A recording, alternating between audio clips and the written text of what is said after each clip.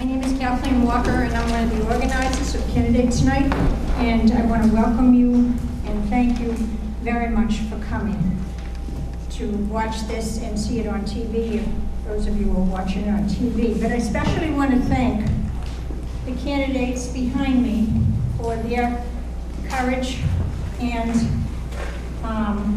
fortitude in taking this and running for office. You're all to be commended. I'd like to just read you a short quote that means a lot to me. In modern times, the U.S. government can become dependent on donations. Oh, this is the wrong one. Okay, this is a question about getting money out of politics that we're bringing to a meeting of government officials tomorrow night, so I picked the wrong one. At any rate, the quote I was going to pick goes something along the lines that people say, oh, I'm going to stay out of politics. It's not clean. I don't want to get involved. Well, those people that say that and do that are leaving politics and leaving this country to people that aren't so noble and good-hearted. So it's extraordinarily important that we all get involved in one way or another, whether we run for office or support those who are running for office. So I'm very grateful to all the candidates here tonight, because I know this isn't one of their favorite things to do in the world. At any rate, I'll turn it over. Karen Spiewak is here, and she's our timer right in front of me. And she's been helping to organize this. And our moderator is Steve Coleman, and Steve has been doing this for a number of years, and so far we haven't had any complaints. So tonight might be the first. But he does a great job, and we're really happy to have him as moderator. So I'll turn it over to Steve. Thank you very much. Thank you, Kathleen, and thank you for all attending the candidates evening this evening. Again, my name is Stephen Coleman. Welcome to the Charlton Public Library, and I will be the moderator for this evening's Candidates Night. This event is extremely important to the community, as it gives you, the voters of the town of Charlton, an opportunity to hear from the people who are seeking your vote. Before we begin to introduce the candidates and cover the format for the evening, I would like to point out the emergency exits in the event of an emergency. You have two emergency exits behind you in the rear, and you have an emergency exit behind me at the podium.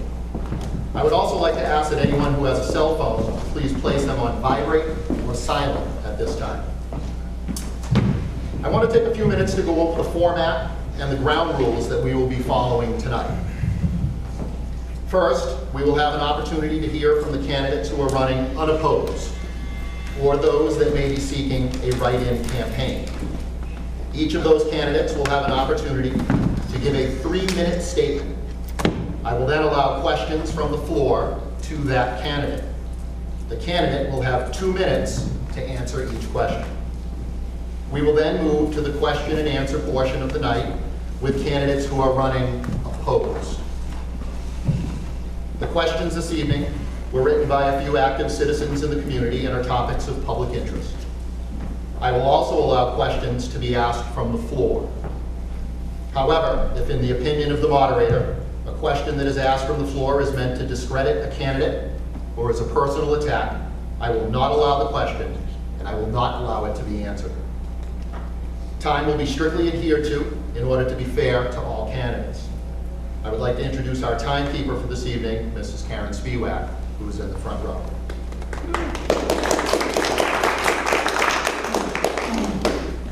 Each candidate will be given 3 minutes to provide an opening statement, and the order of the opening statements will be determined by the order in which the candidates' names appear on the ballot.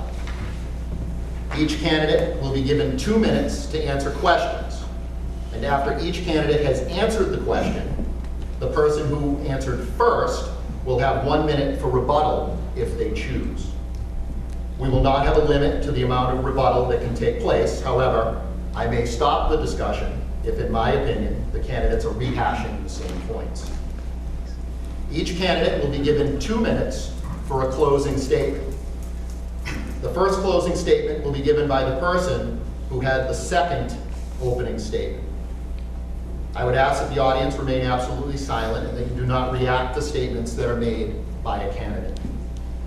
When you have 30 seconds remaining for your answer, Mrs. Spiewak will raise the yellow card. When your time is up, she will raise the red card, and at that time, I would ask you to bring your remarks to a close. In addition to the red card, I will also ring the bell to signify you that your time is up in case you missed the visual cue. Now, here are the names of the seats that will appear on the ballot. Matthew Gagner, Board of Health. Seth Lemansky, Tree Warden. Fiona Bycroft Ryder, Library Trustee. Mary Anatossi, Dudley Charlton Regional School Committee. Raymond Chalk, Dudley Charlton Regional School Committee. Michael Tiberi, Southern Worcester County Regional Vocational School District. John McGrath, Board of Selectmen. 2 seats on the Board of Selectmen, Ronald Charette and Deborah Noble. Karen LaCroix, Town Clerk. Moderator, there is no name listed on the ballot. This is a write-in seat. Richard Vaughn, Board of Assessors. Donna Nyland, Cemetery Commission. Robert Lemansky for 1 seat on the Water and Sewer Commission. And Jennifer Vaughn, who will be a write-in candidate for 1 seat on the Water and Sewer Commission. Jean Marie Vincent, Planning Board. And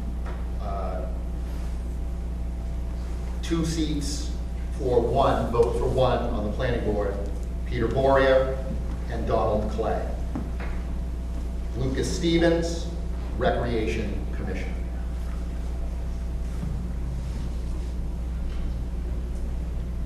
The seats that are being contested that will participate in the question and answer portion this evening in order are Planning Board and the Board of Selectmen. We will now hear from the candidates who are running unopposed, who may want to make a public statement. As I had mentioned earlier, we will go in the order as the list appears for voting, but we did have 2 candidates, a total of 3 candidates reach out to us earlier last week saying that they did have a time constraint. So I am going to allow Mr. Richard Vaughn, who's running for the Board of Assessors, and Jennifer Vaughn, who is running for the Water Sewer Commissioner as a write-in candidate, as they have another commitment and they need to leave prior to 7 o'clock. I am going to allow them out of order to go first. The other thing that I will make you aware of, just because it's sort of not what I said in the ground rules, but we were also contacted by Mr. Lemansky, who's running for Water and Sewer Commission. He's actually at a Water and Sewer Commission meeting now. He is going to leave the meeting to come over, ask if he could have his 3 minutes for his opening statement, and then he needs to go back to the Water and Sewer Commissioner to conduct their business.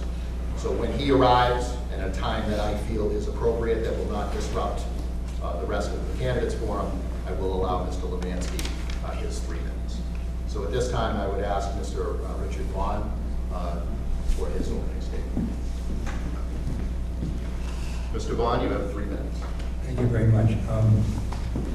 I'm just finishing my 5th year as a member of the Board of Assessors, and I'm a candidate for re-election, and I'm asking you for your vote and support. We are the Chief Revenue Officers for the town of Charlton, and one of the things that I've done since I've been on the board is, I'm not trying to be mean, but nobody has ever said a government knows how to run a government. I think we've all proven that time and time again.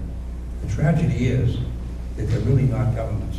The biggest business in the Commonwealth of Massachusetts happens to be the Commonwealth of Massachusetts. And the biggest business in the town of Charlton happens to be the town of Charlton. It takes in more money, it spends more money, it has more employees than any other business in this community. And therefore, it really is a business. And I've tried to bring some business acumen because I've been in the radio and television business for over 65 years and ran radio stations very successfully. And in the 5 years I've been on the board, we have saved the town a lot of money because I'm willing to negotiate with vendors who for years they just send us their bill. I said, oh, wait a minute. And we tried to work with them and we've saved the town a lot of money. But the biggest thing coming up, we're at the end of the Millennium contract, which was a pilot. And a pilot means payment in lieu of taxes. 20 years ago when they put this together, I'm positive that the people representing the town of Charlton really thought they were doing a great thing. But as the years have gone on, Millennium has done better than the town of Charlton. And as this expires in 2 years, and we have to renegotiate a new deal with the Millennium Company, it is vital that we have a good business acumen and understand what's going on, so that at the end of the day, we can be equal partners, that the town can do just as well as Millennium does. And that's something that's coming up. The other thing is, of all the boards and different departments, members of the Board of Assessors have to take a course from the Department of Revenue. They're required to go to school for a week and with the Department of Revenue. And that's one of our requirements, and we've all done that. So I'm hopeful that you will support me coming up in May on the 6th, and I look forward to working with you, because I look at my responsibility this way. I represent the taxpayers of this community, because after all, at the end of the day, it's your money. And whether you rent or own or whatever, everybody, make no mistake about it, pays taxes. So I'm there for you, and that's how I respond to anything I have to do. And thank you very much.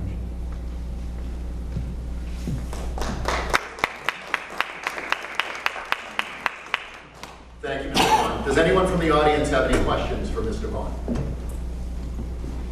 Seeing none, I would now turn it over to Mrs. Jennifer Vaughn. Unfortunately, Jen works at the Host Hotel, and at 10 o'clock this morning was told that she had a 5:30 conference call that she had to be at. So Jennifer's hopefully on her way, and if she gets here, great, because the conference call was supposed to last about an hour. So I'm sure she's on her way. And I try to tell her, don't come near the library and expect to park. She may be better off to leave her car in Sturbridge and walk. But that's near the end of it. If she gets here, we'll have her on. If not, she's going to run as a write-in candidate for the open seat on the Water and Sewer Commission. Very good. Thank you, Mr. Vaughn. Next up, we will hear from Matthew Gagner for one seat on the Board of Health. Hello, my name is Matt Gagner. I'm running for re-election for the Board of Health. I've currently served the town for 7 years in the Board of Health. At least 4 years or so I was chairman on that. I feel as though I have some pretty good contacts throughout the state with DEP, other local towns and whatnot. I've maintained a pretty open relationship with other powers to be within our town and other towns. I like it. I'm not quite sure why sometimes. It's a lot of work, but deep down inside, I love being on the Board of Health. I've been doing the homework. I do the readings. I respond to people. So all in all, I feel as though I've done a pretty good job as far as being on the board. So I'd like to continue it again and see what happens. Thank you.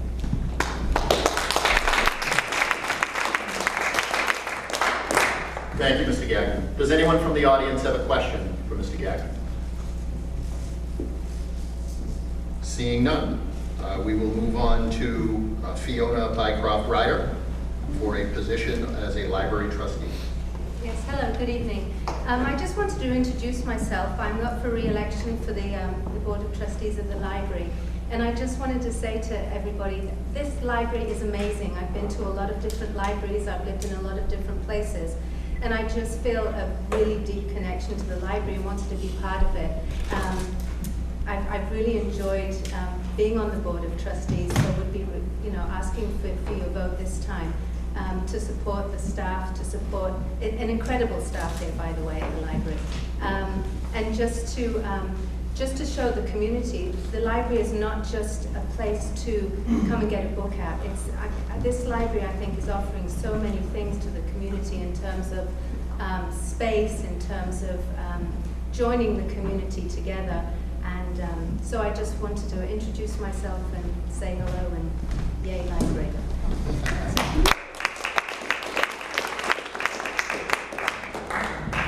Thank you. Does anyone have any questions for Mrs. Ryder?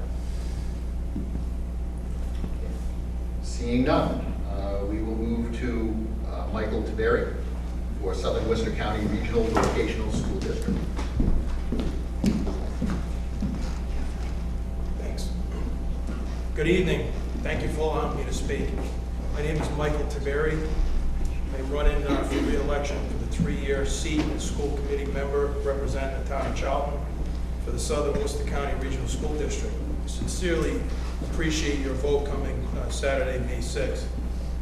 My family has resided in Charlton for over 110 years. I've lived in the town with my wife Elaine for 26 years. I have 2 sons, Vincent and Marco. Mark Vincent went to Shepherd Hill, and my son Marco is a graduate of Bay Path Vocational School. He studied HVAC refrigeration technology. He's currently a junior at Bridgewater State University as a junior. Over a year and a half ago, I was appointed as Olaf Garcia's replacement for school committee. I've been serving alongside Clarence Bachon, who's 93 years old, a fixture in this town. Who's a great person, big advocate for the skilled trades. I also served on the audit, building and ground subcommittee, and served on the HVAC refrigeration advisory board. I've been donating my time and talent serving my town, students and faculty at Bay Path. I served 5 years under the building committee as a building committee member, and was as the site selection for the construction management risk selection committee. I'm a construction professional with 34 years experience, high business acumen, and project management. I'm very privileged to be from the vocational school education, also have a college background. I enjoy engaging and mentoring our youth into the skilled trades. I enjoy working with the great team at Bay Path along with the other 9 towns. The school's performance and reputation speaks for itself. It's an honor to serve and help. Thank you.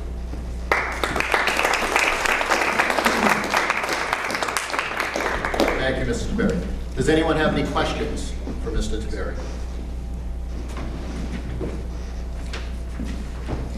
Seeing none,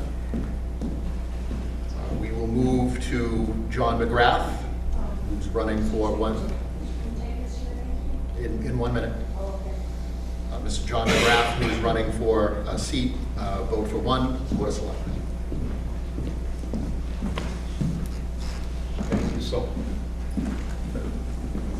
Thank you so much. How about now? No, you have to hold it. I'm unfamiliar with those guys. I'm usually loud enough. Pretty loud. Test. Is there green light? Yeah. Can you hear me? No. How about now? A little louder. How about now?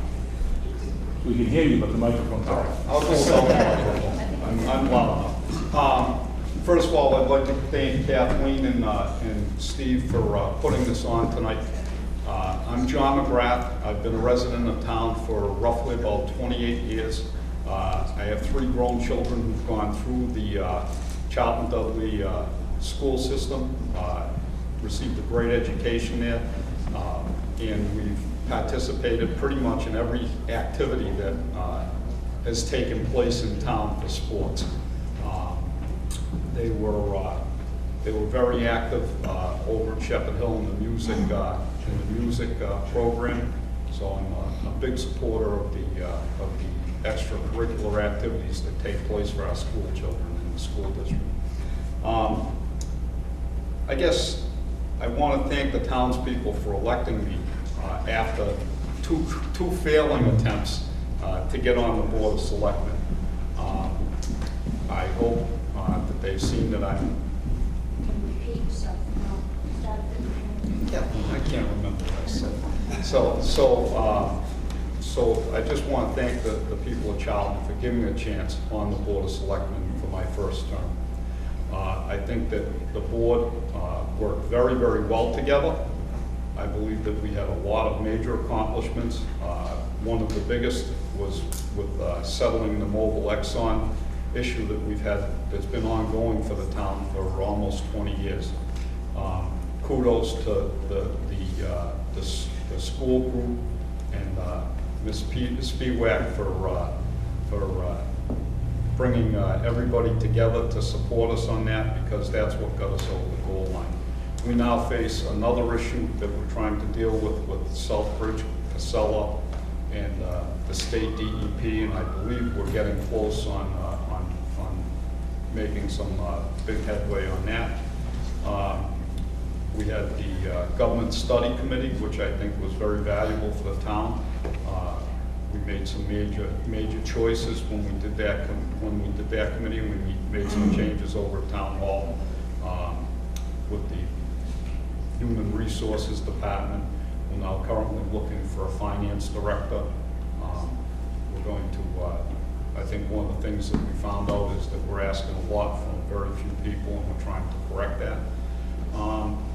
We have with the Public Safety Committee has been working on a new building there. We're just starting to get that rolling again. So I would appreciate your vote May 6th to return me to the Board of Selectmen. Thank you.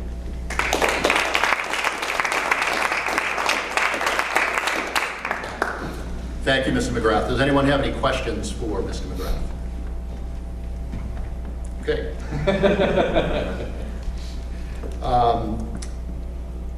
Mr. Lemansky has arrived, but he is just after Mrs. LaCroix, so in an effort just to stay on track with the ground rules, I'm going to have Mrs. LaCroix go, and then Mr. Lemansky will be in order after Mrs. LaCroix. So for Town Clerk, Karen LaCroix. Good evening. I'd like to thank Kathleen and Steve for hosting Candidates Night, and thank you all for coming and joining us. I'm Karen LaCroix, running for Town Clerk.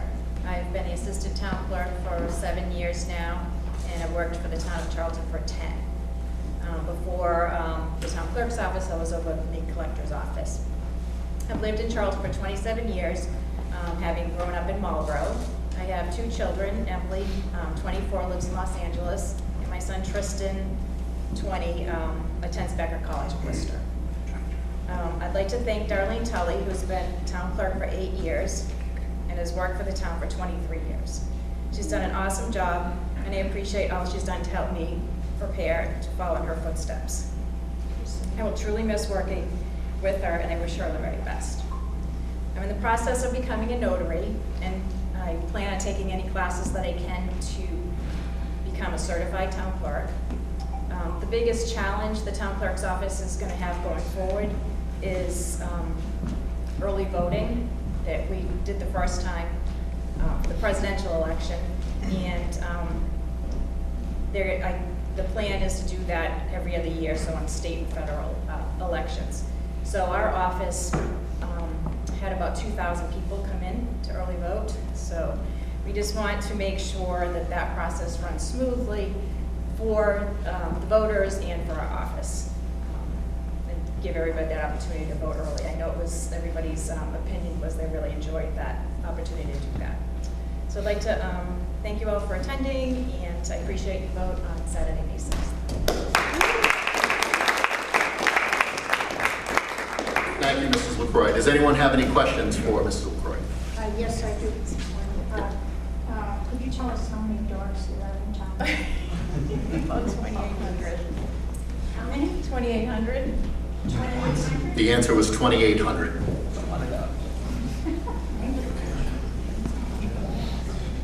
Any other questions? Very good. I did not note it when I read out the original list, but for moderator, Ms. Linda Denault will be a write-in candidate for town moderator.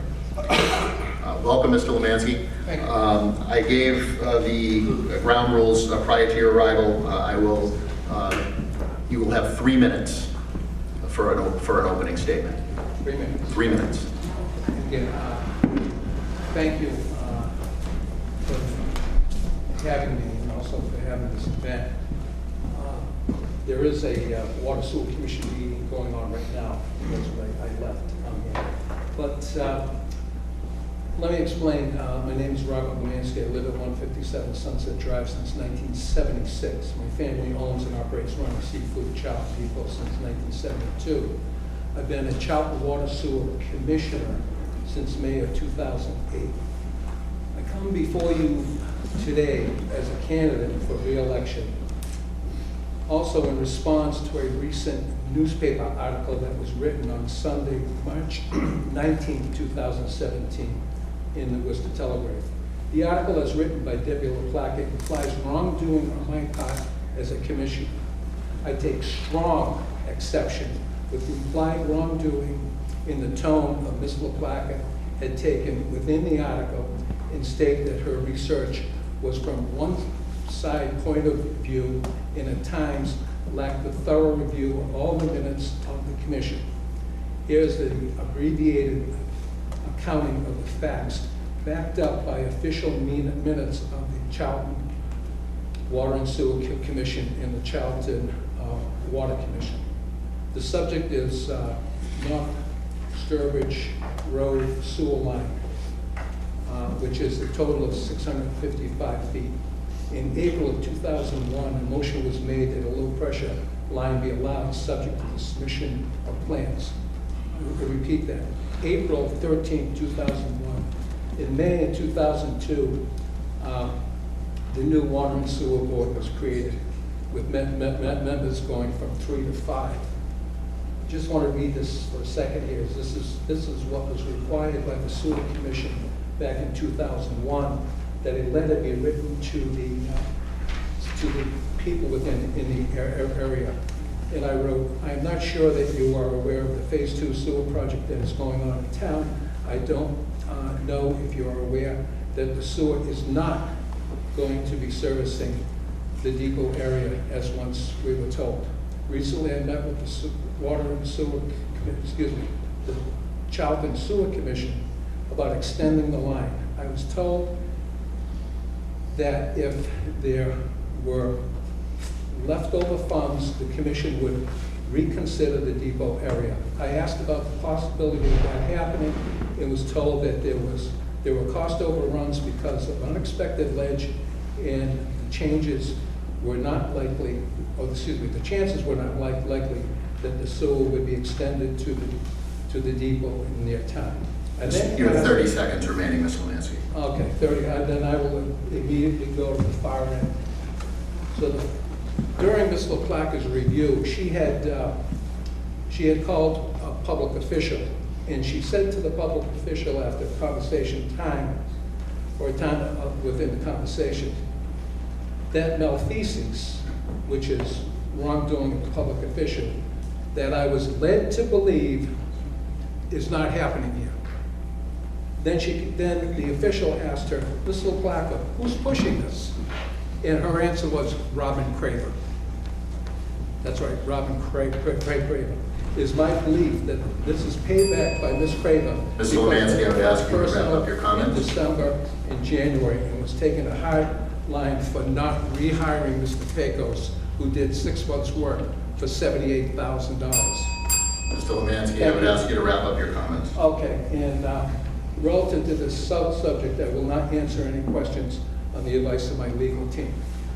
Thank you, Steve. Thank you. Thank you, Kevin. Does anyone have any questions for Mr. Lemansky? Any questions on the new water line that's being proposed up at the dump area? Not about that. I want to know, I listened to your last Water Sewer Commission meeting, and I was horrified at how many things are not working, they're not operating, that haven't been maintained properly, and you've hired an outside company to deal with this, Veolia. What's going on? Okay, just to refresh it, thank you, Kathleen. The sewer department infrastructure there is, the main operation is about 15 years old. When the sewer department first came into being, it was operated by the town. The town hired people who were permitted to do that as far as being operators. And I think it was 8 or 9 years ago, we then hired, probably after 3 years of that, then hired a company called Woodard and Curran. Woodard and Curran then operated our systems there. In the meantime, not one but 2 additions had been put on. Now, what happens is with the operation of the treatment plant, there are many, many moving parts. And those parts, just like whether it's your automobile or your washing machine or any type of equipment, it has a certain lifespan. So we're in the process of, as things break, we fix them. We make determinations. For instance, 3 years ago or 2 years ago, our dehumidification system was running poorly. It was $600,000 to replace that equipment. We put it off, and then through everyone putting their heads together, we came up with this plan to put these huge fans in there and circulate the air. Thus, what happened was, I don't think we spent more than $90,000, and we solved the $600,000 problem. But to your point, it seems like everything's coming at once, because remember, everything started brand new at once. And they only have a certain life, and that life is now coming around. Fortunately, I believe our certified cash is around, free cash is around $580,000. So we do have funds available to make these improvements. But it's constantly a challenge, and it always will be a challenge. And it so exists for every sewer operation in the state. Any other questions? Excuse me, Mr. McGrath. Rob, could you just explain the problem that the new low flush toilets and everything is causing with the system, and how you tried to work through that, please? Okay, all right. One of the challenges is that as effluent comes in, effluent is the combination of the waste and the water. In one of our biggest users, which happens to be a twin location, which is the Massachusetts Turnpike, they have done a great job with these water-saving devices. So what is happening is, and I revert to it as, let's put it this way, a household would give us skim milk, okay, if we want to say that. But when you go and you put in these water-saving devices, is when the Turnpike gives us the effluent, they're giving us heavy cream. So in order for us to process it, it takes more chemicals, and yes, the amount of effluent we take in is less, but the actual height of its strength is so high that what it's done is it's taking up more and more space. For instance, we've got a new customer coming online, which is the brewery. We're very happy to have them. We're going to be working hard with them, because I think if you watch the past meetings, one of the issues there is the VOD level, which is sky high. So we've approved them with them at a point somewhere in the 2 to 3 year range. They have to meet the household waste level, which is 250 parts of BOD. Right now, they're projected to put in 1,500. But what they are doing is they're putting in equipment to bring that number down. So we will work with them in the next couple of years, because when we do take their waste, it's not going to hurt us to such a point that we're going to have to stop taking on new customers. We're very concerned about it, and we will work with them, they will work with us to get that reduced. So the strength is what matters here. And the more and more people do the flushing devices, the waste will be stronger and stronger. which don't stop using the devices though. Any additional questions for Ms. Lemansky? Rob, what is BOD? Good. It's good question. It's the chemical makeup, which is BOD. It has to do with biological oxygen dissolve, something like that. So what happens is, with, for instance, if you had a restaurant with heavy fats, high BODs. All right, now what we do right now is we sample some of our large users. If they exceed the level, we have a surcharge mechanism, and for instance, the Turnpike pays a considerable surcharge each quarter. Sometimes it's $60,000, $70,000 surcharge. BOD's in the effluent, or it's what It's in the breaks effluent. down? It's part of the effluent. Okay. Right. Yeah. Suspended particles and things like Gotcha. that. Right. Okay. And I just listened to the guys who operate it. They say high BOD. The ammonia level, NO3, that's from urine. That's the other one that we're very concerned about. But fortunately, we've switched the process at the treatment plant to where, because of this new process, it's called the COMAC process. We no longer have that strong a concern for the NO3 like we did earlier when we had the older process. So. Thank you. Any additional questions for Mr. Lemansky? Thank you very much. Do you mind if I leave? You can do that. Thank you. You may. Have a good evening.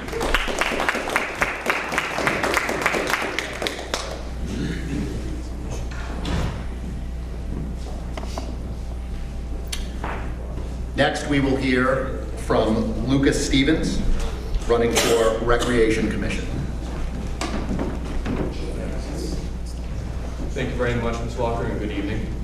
I'm kind of a newcomer to local involvement with Charlton politics. My name is Lucas Stevens. I'm running for Recreation Commission for the town of Charlton. I'm uncontested, but I'm here tonight to try to make a good impression with you folks and try to let you know who I am.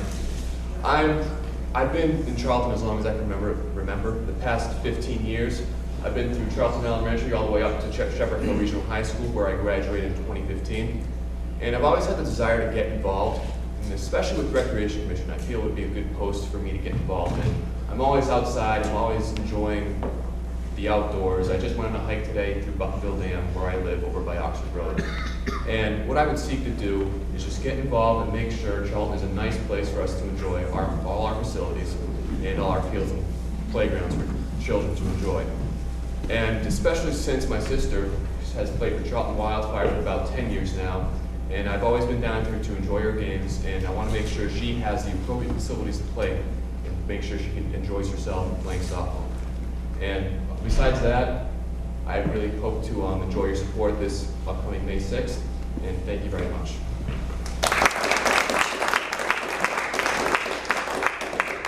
Thank you, Mr. Stevens. Are there any questions for Mr. Stevens? Yes.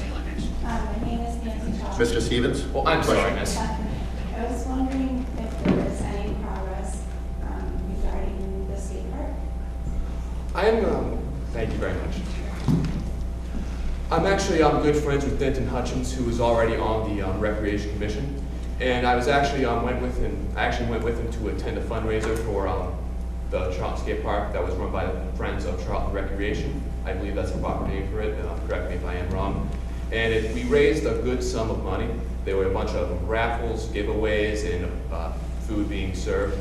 And it was a great night, and I believe we raised some $1,000. I'm not too positive on the exact amount, but there is progress being made, and I would love to be involved to make sure that gets done. Because as a child growing up, being down there to actually watch my sister's games again, I did remember seeing, oh, the skate park's up. Oh, where'd it go? Because it kept on being taken down, renovated, taken down. So I would love to be able to be involved in making sure a skate park is built, which would last for years to come and not just be scrapped all over again. Any additional questions for Mr. Stevens? Okay, Seeing none. At this time, I would give the opportunity to all of those candidates who are running unopposed, if you wanted to leave the head table and go back to the audience, so you're not being stared at the rest of the evening. I'll give you that opportunity now.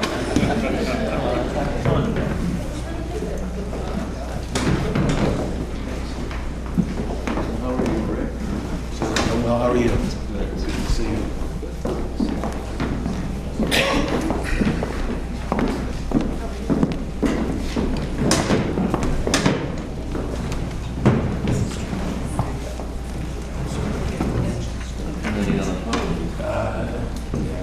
We will now hear from the candidates running for the one open seat on the planning board, Mr. Peter Boria and Mr. Donald Clay. Again, each candidate will be given 3 minutes to provide an opening statement. Hello. Hi, my name is Pete Boria, and I'm running for the open seat for the Charlton Planning Board. I'm currently serving on that seat as an appointed member from the Board of Selection. Before that, I was serving as an alternate. I've lived in town since I was 4 years old. I grew up in town. My family has had a business in town since then. I graduated, went to college at the Florida Institute of Technology, and came back with a degree in ocean engineering. I met my wife down there. We've been married for over 20 years and have 3 great kids. My son's Kyle is 19, my daughter Isabel is 16, and my daughter Abby is 13. After that, I came back from school. My wife came with me, and we got involved in the family business, and I've been doing so ever since in different ranges and different capacities. My start in municipal government was with being appointed to the Chief Selection Committee back in, I believe it was 1997. From there, I volunteered to get on to the newly formed Water Commission to oversee the water line installation that happened along with the Route 20 construction at that time. And from there, the Water and Sewer Commissions merged to form the Water Sewer Commission. We both went from 3 to 5 member boards, and I served on that for approximately 2 years. In 2003, I ran for the Board of Selectmen, and I was on there for 3 terms, so for a total of 9 years. And after that, I decided it was time to take a little time off, so I took a few years off and missed a portion of being involved with the town and giving time to the town and seeing some of the same people that I came to see over those previous 12 years. So I volunteered to be an alternate on the Economic Development Commission, which is very low impact, kind of not a lot of heavy lifting. It was fun. And then the alternate position for the planning board became available, so I stepped into that as a pretty much kind of a dual role, just a different layer, I suppose. And then for being an alternate and getting involved with the planning board, when the seat came up for appointment, I volunteered to move up in that capacity. And since then, I've enjoyed my time on the planning board. There's a lot of good things that are happening in the town. As you know, I guess like them or hate them, there are quite a few solar projects that have happened and quite a few more that are going to happen. You have the Five-Way International, you have Treehouse Brewery. There's quite a few big things that are happening that are going to make some changes to this town. A lot of people want to see growth. They want to see new businesses. They want to see a grocery store. They want to see services. In my dealings with real estate agents and trying to promote some property that myself and my family owns, those big businesses want to see, they want to see volume of people. They want to see that we have the residents to support them. And without that, without seeing those people coming through town, they're not going to invest that money to do so if they don't think they're going to be able to survive. So these big businesses that are coming in, these expansions that are happening, are needed in order for our town to get the growth, the commercial growth that everyone's looking for the continued service and expanded services that they want. So I would appreciate your vote to allow me to stay on the planning board, and I'd like to see you out there on May 6th. Thank you. Thank you, Mr. Boria. Mr. Clay. Thank you everybody for coming. Can you hear me okay? I guess so. So, I'm not a politician. I haven't been a politician. I've been living in Charlton for about 25 years. I've raised my 3 kids here. My wife is in the audience with you all. I think the only thing that's easier than being in the audience are people that are running unopposed. Very good job. I feel for you. This is very difficult for me to stand up here and talk to everybody. Like I said, I've been living in town for 25 years, raised our kids. People ask me why haven't I gotten involved before? I think through those 25 years, people have encouraged me to get involved more. I've chosen to be where my kids need me. So that's really why I haven't gotten involved into this point. working with the sports teams, with the schools, Boy Scouts and Cub Scouts organizations in town. I'm very proud. I've raised 2 Eagle Scouts. So my youngest right now is a freshman in college. So the kids are out of the house. I have more time to pursue this passion. I've been looking from the sidelines for years, and I think like a lot of people say, why did they do that? Why don't they do this? And I've been the same way. I think they've done a good job. I think some more forethought could go into some of the planning that's been done in this town. We're in another growth spurt. People are coming to town again. Like Peter said, there's a lot of businesses that want to open up in town, but they need the organization, they need the planning to decide where does this go. I mean, one problem that we've had through the years is the lack of planning. You've got, no real spot for a business to open up that's convenient for everybody. It's kind of piecemeal. You've got businesses in the middle of residential areas. You've got other things that really, where it's not a good plan to put things together. So I'd like to help guide the town to be able to manage that growth moving forward. One thing I can say is I don't have a business in this town. I don't own a lot of property in this town. And I think that's a benefit.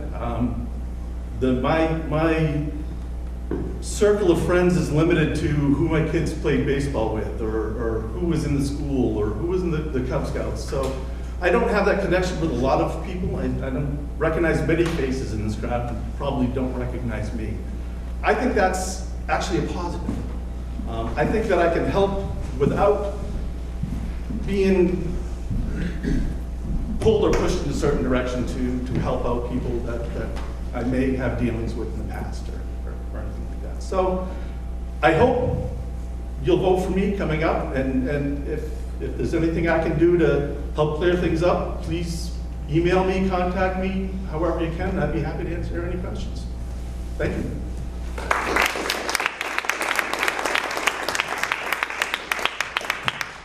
Thank you, Mr. Clay. To all the candidates, as we go through the questions, feel free to stay seated to answer your question. You don't have to stand up during the questions. Mr. Boria, this first question, you will field the first question. What is your understanding of the primary role of the planning board? My understanding of the primary role of the planning board is to advise new businesses that come in and to oversee their development, as well as help, plan, which is why the master plan is in place and has been revised over the last 20 years. The planning board, they enforce the zoning bylaws as far as what new businesses are looking for. They assist those new businesses coming in to find out if the property they're looking at is adequate for their needs, and to use the zoning bylaws to make sure that anything that is being proposed meets the certain criteria that makes it available and user-friendly and in the best interest of the town of Charlton. The planning board also has its own engineer to review plans and advise us on what's being presented to make sure that it fits all sorts of engineering requirements such as stormwater, means of egress, traffic, and everything else. It also works with residents on the residential side for housing or for creating new residential lots. There's multiple layers that the planning board does and review and works with the citizens of town, not only with people from outside coming in looking to do new businesses or new developments. Thank you. Mr. Clay, same question. What is your understanding of the primary role of the planning board? Well, I think Peter hit a lot of the points that are important. It is to guide the way that the town puts together its master plan and where the business is, and to help guide those people. I think it's really important that they also stay within the guidelines of the current zoning that we have. And we've seen a lot of times recently where zonings have been changed or special privileges have been given to landowners in town or businesses to do things that push the limits a little bit. I think the town needs to be protected. I think the people of the town need to be protected. And the primary role of the planning board is to do that, to make sure that the rules are followed and that everybody gets a fair deal. Thank you. Mr. Clay, what is the biggest issue facing the planning board today? I think it changes week to week, but I think just the overall growth that this town is going to be going through. This town is really, it's a bedroom stop somewhere between Worcester and Sturbridge. It can be so much more than that. When I first moved here, there was a supermarket up by Howlett. That's gone. I think we need to bring some of that business back in and help encourage people to grow up what was really needed in this town, to make it a community, and not just a pit stop on Route 1. Mr. Boria, same question. What is the biggest issue facing the planning board today? The biggest issue that I see facing the planning board today is how to get the services interested in coming here that the residents want. As I said before, you can't walk anywhere without someone saying, why don't we have a grocery store? And the reason is they want 30,000 people in a 5-mile radius. It's not here. Charlton is too spread out. And Charlton is spread out, and our population is spread out evenly throughout it. There is no center. There is no population density or center of town where everyone is that allows new businesses that can afford to do a new development or to do a new building to come here and make them pull the trigger. It's to build a new building now as an independent person, it's not affordable. To go through all the architecture, all the engineering, and all the costs of building a building, it's not cost effective for a single person to do it. You need a business, you need a big business that has 2 or 3 other locations that can afford to do so. And it's hard to get that right mix to allow that to happen. So as well as, I guess the housing market has kind of flattened out over the last 10 years. We went from having 100 building permits a year in 2003, 4, 5, down to 20, probably average for the last 10 years. So that part is averaged out. You can see that. You look at the housing market, and from what I can see, the housing inventory in Charlton is low. So there isn't enough houses for the people who want to move to town. And so to take that, it's not just one item. That's the biggest thing for the planning board, because you can't focus on one thing without seeing how it affects everything else. So you need to look at all the things that are happening in town and balance that with what the residents prioritize that they want, which you figure out by doing the master plan. And that master plan has been done and revised numerous times over the last 25 years. So that gives the planning board kind of their marching orders on where to go. The bylaws are established, the regulations are established, and those get changed not by the planning board, but by town meeting. So it's not like the planning board can sit there and say, oh, we don't like this bylaw this time for this person because I know him, he's in my circle of friends. You have to go to town meeting and get the townspeople to vote to change that. So as far as prioritizing what's most important, it's getting that right mix to keep the residents in town happy with what's here and growing in the right direction to provide them the services they're looking for. Thank you. Mr. Boria, are you familiar with the current master plan? And what are your thoughts on the document? I am familiar with it. We review it, we look at it in planning board meetings. It's a livable document. As far as doing a 5-year goal or a 10-year goal, how effective those are, it's hard to say. As far as doing a master plan that sets the priorities for the next 2 to 3 years, I think is adequate. But to do long-range goals for 5 to 10 years, I think those are very hard to attain because more important things pop up within that 5 to 10 year range. So when you start focusing on something, by the time you get to year 5 and that goal you made 5 years ago, too many things have changed in order to get there. As far as a guideline, I think the master plan is very good. I think it allows the residents to have input on what they want to see, guide the planning board and guide other aspects of the town. Because in order to do the master plan, their mailings are sent out to everyone in the community to ask for their information and to see what they want to see changed or what they want to see stay the same. So it's a good document, it's a good baseline. I think it needs to be, unfortunately, revised more than every 10 to 15 years so it can stay current with what's actually happening. Thank you. Mr. Clay? Yes. Same question. Are you familiar with the current master plan?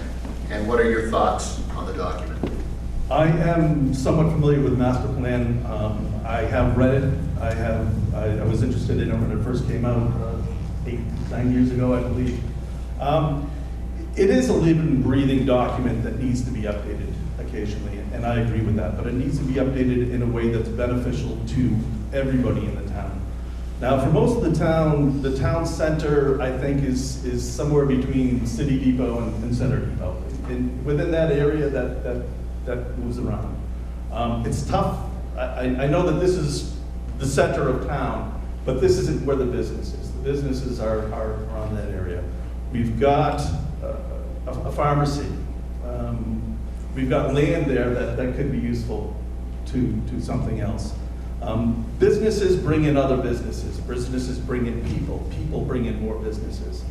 Right now, there's a marijuana shop that wants to open up on Route 20. Now, it's controversial. People, think about it what they will. It was voted on by the town. The town wanted it.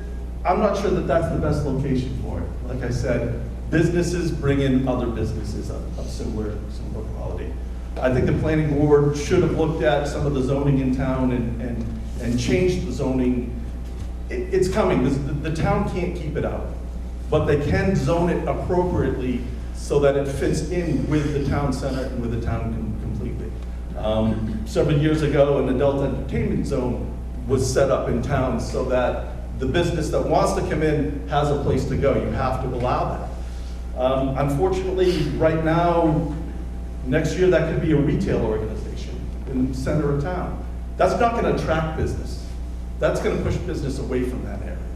And unfortunately, that's probably one of the best areas that we have to promote growth in business in that town. So the master plan does need to be updated. Zoning needs to be updated. We need to look forward and have some forethought into where we want these businesses to grow and what is best for the town as a whole. Thank you. Mr. Clay, what is your opinion on the proposed expansion project that has been proposed by Casella that would bring landfill cells into the town of Charlton? And do you think this is a worthwhile endeavor for our community? The long answer is no. I don't think it's beneficial to the community. I don't think Casella has been a good neighbor or a good business partner for the town. I think Casella has had this problem everywhere it's been. If you look at their records in all the areas that they've set up these landfills and recycling centers, as they call it, it's been nothing but bad publicity for them everywhere they go. I would not like to see them come into Charlton or encroach on our land any more than what they have. Mr. Boyer, same question. What is your opinion on the proposed expansion project that has been proposed by Casella that would bring landfill cells into the town of Charlton? And do you think this is a worthwhile endeavor for our community? Well, I think Casella might be doing a decent job running what they're allowed to run. I do not think an expansion into our town is beneficial for us, no matter what they're offering. I think what is going on there is doesn't benefit us one bit. And to allow that to expand just because they're going to offer us something is not beneficial to our town. And no, I'm not for that. Okay. That concludes the formal questions that we have for the planning board. Are there any members of the audience that have questions for the planning board candidates? Yes, sir. This is for both candidates. What are you going to do about affordable housing? I believe affordable housing, the housing authority right now has a planned expansion, and they're trying to do another further expansion that they were working on down by Bay Path that I don't think is going to be able to move forward. As far as attracting outside contractors to come in and do affordable housing, they have Chapter 40B to come in and work under. There is water and sewer available in certain parcels of town where they can come in and do that. As far as promoting it, I believe the EDC promotes it. I believe the planning board is in favor of that because we realize that under Chapter 40B, we need to have 10% of our housing in town affordable.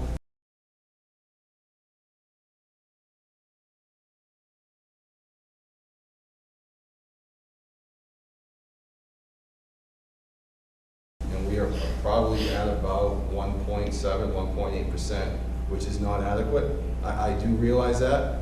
As far as making it happen, I'm not sure what the planning board can do other than be receptive when anybody who plans on coming in to do a affordable housing project, just let them to work with them and say, yes, we're willing to work with you and we'd be happy to have you come into town.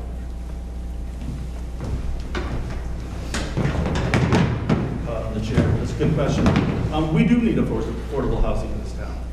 And like Peter said, we have areas of this town that are zoned appropriately, have the services, have the facilities set up, and the infrastructure set up to allow that type work. The current senior housing in the center of town is I understand, looking to expand, and they have been for a few years. They've had a plan together, and it hasn't moved forward yet. Attracting people to come in, absolutely.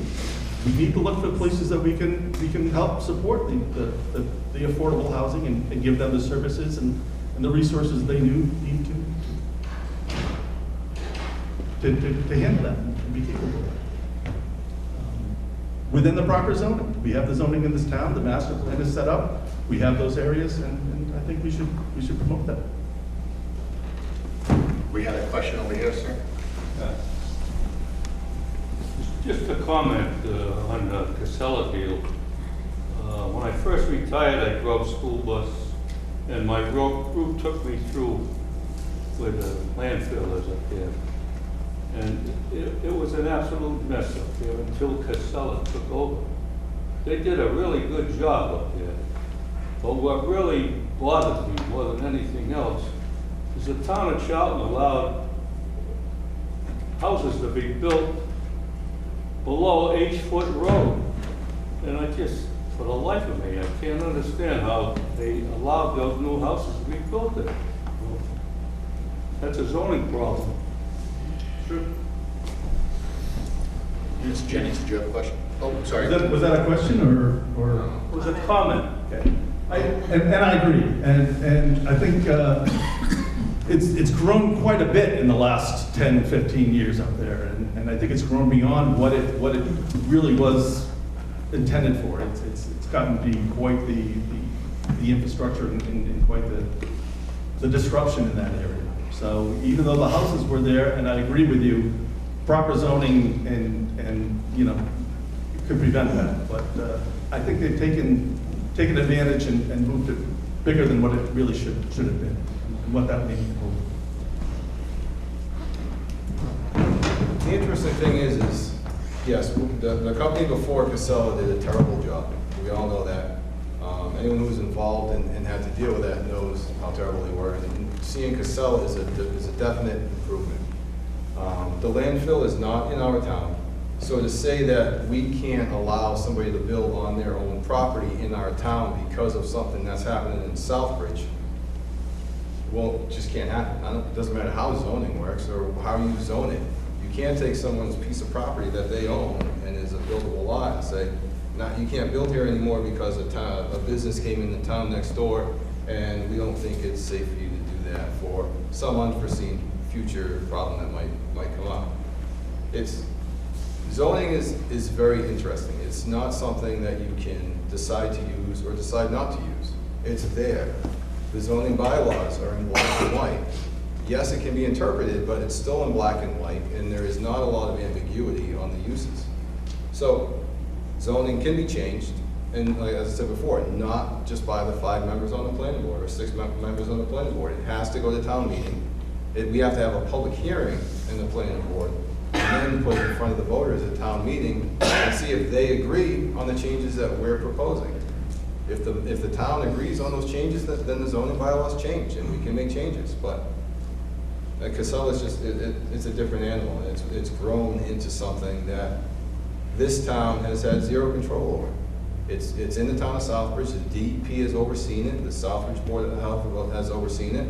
The Charlton Board of Health has been involved with little or no effect on what they want to do because it's not in our town. So unfortunately, we have to live with it and deal with it without having much say or do about it. So it's not really a great case for any of us to talk about. Mr. Jennings? In Mr. Clay's opening statement, he alluded to some favoritism and bending of some rules and regulations in the matter of the planning board that he was seeking to run on. I would ask that he would further elaborate on this and then potentially give Mr. Boyer a chance to respond to it, because that may be the board that he was serving on at that point in time. No, I'm sorry.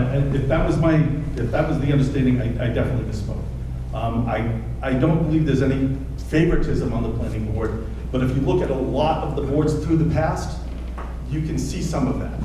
And that's kind of what I was alluding to. Not the current planning board at all, or any of the current boards, but there's this, and it may not even be true. It's a public, it's something that's been brought up to me in the past, that people have seen happen in town, and because they felt that way, I mentioned it. But definitely not the current planning board or any of the current boards. There's nothing I could point to that would imply that. And I'm sorry if I implied that. It's more of connected friendships that I worry about. That's all. Thank you. No problem.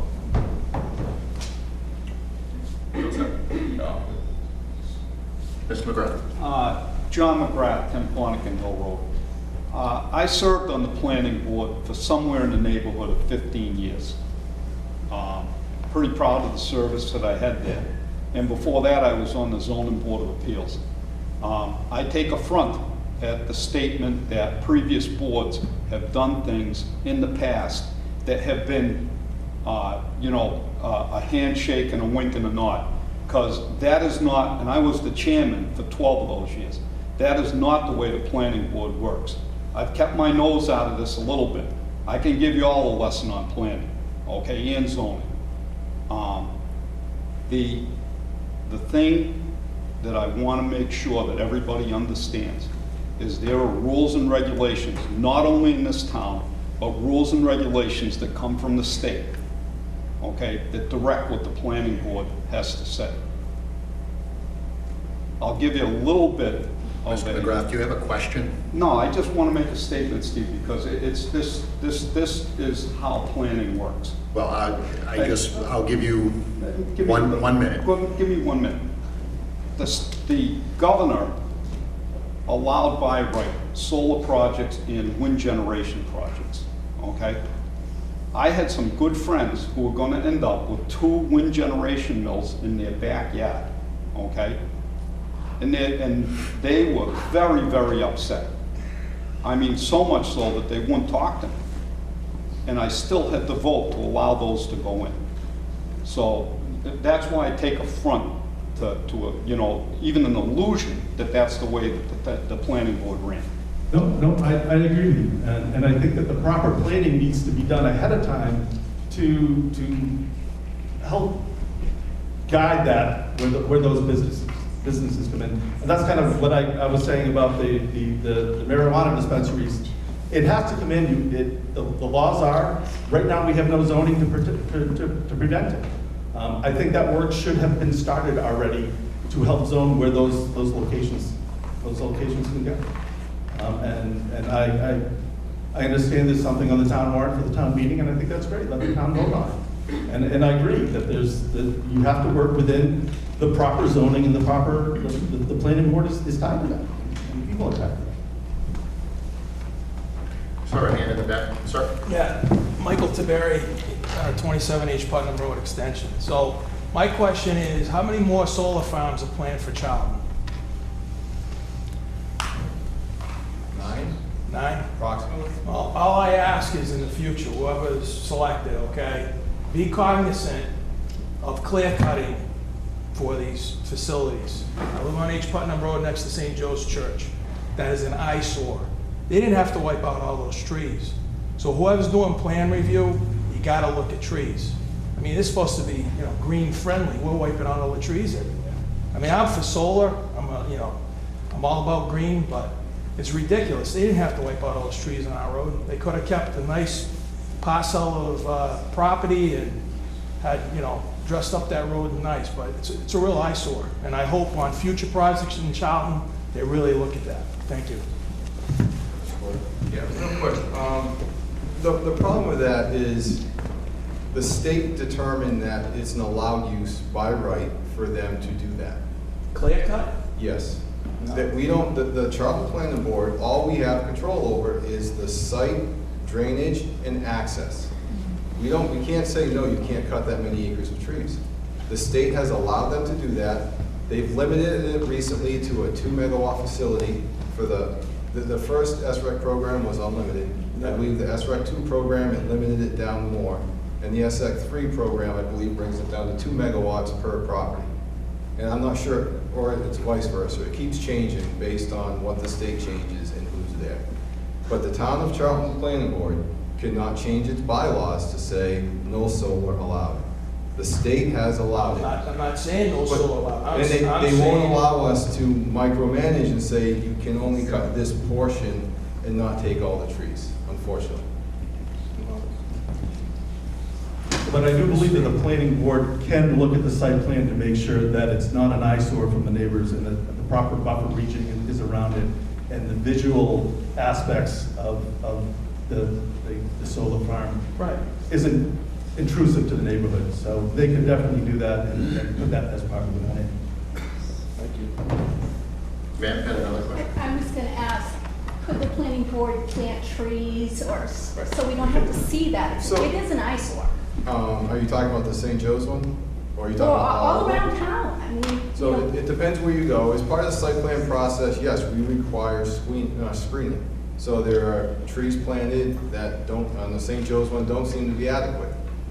It's hard to know when you're looking at a plan and what the engineers say is adequate. And then when you walk out at the site and see what's actually there, and you say that doesn't work. And we actually talked about the St. Joe's one at our last meeting to say, that's not enough. And how did they get by with just that little screening? So it is, and again, the residents, the neighbors come and they're part of that site plan process. And we try and figure out the best way to do it so that you balance between what the developer wants and what the neighbors want and how to find that happy medium. And when you see a project on a flat piece of paper, you can say, oh, that looks good. And the engineer will say, yes, those trees are adequate to provide the screening you want for your neighbors. But when you go out there and it's not flat and the trees are different and they don't grow and they haven't had a chance to grow or whatever, it's a different world. So again, I've been appointed to the board for the last 6 months, and being there, it's definitely a learning experience. And I think it'll continue to be. And as we do more of these projects, we'll realize that didn't work. And yeah, we have our engineering checking their engineering, and it still didn't work. So what can we do to be cognizant of that and make it better moving forward? And that's always a process and always something I try and do. Mr. Clay? We've got several solar farms in town that could have used better planning on buffer areas and screening from neighbors. So it's the planning board should also be working with these contractors to make sure that what's needed is done and that it's followed through and it's lived up to that letter of the law. So that's what I think that should happen. Real quick, we do follow up on that. We actually make them provide a performance bond to make sure that the plantings that were required are there and last a year before we release that bond to make sure that they're there and they are growing and everything is working. So again, it's just part of the process, and you have the engineers design it, you have the engineers review it, and it's sometimes it doesn't work out the way that you always wish it would. I just want to Are say. there any additional questions? Ma'am? Elaine Taberry, 27 H Putnam Road Extension. Just want to say, I disagree with my husband. I don't think it's that huge of an eyesore. But I do think those trees were pitifully put in December, so how could they survive? And I think arborvitaes, they'll be great and wonderful if they actually put up the berm they were supposed to and then put some arborvitaes that can live. I think it will be fine. You know, it's not like a 100-house development on our road. That's all. Sorry, hon. Agree, disagree. Regarding Casella and the cells that they want to put into town, who is ultimately would make that decision whether it was allowed or not? Would it go to town meeting, or would it be the town administrator signing? To try and answer this without throwing anyone under the bus, I believe it would be an agreement between Southbridge and the Board of Selectmen, if I'm not mistaken, probably working with the Board of Health and then going to the planning board for final site plan approval if it makes it that far.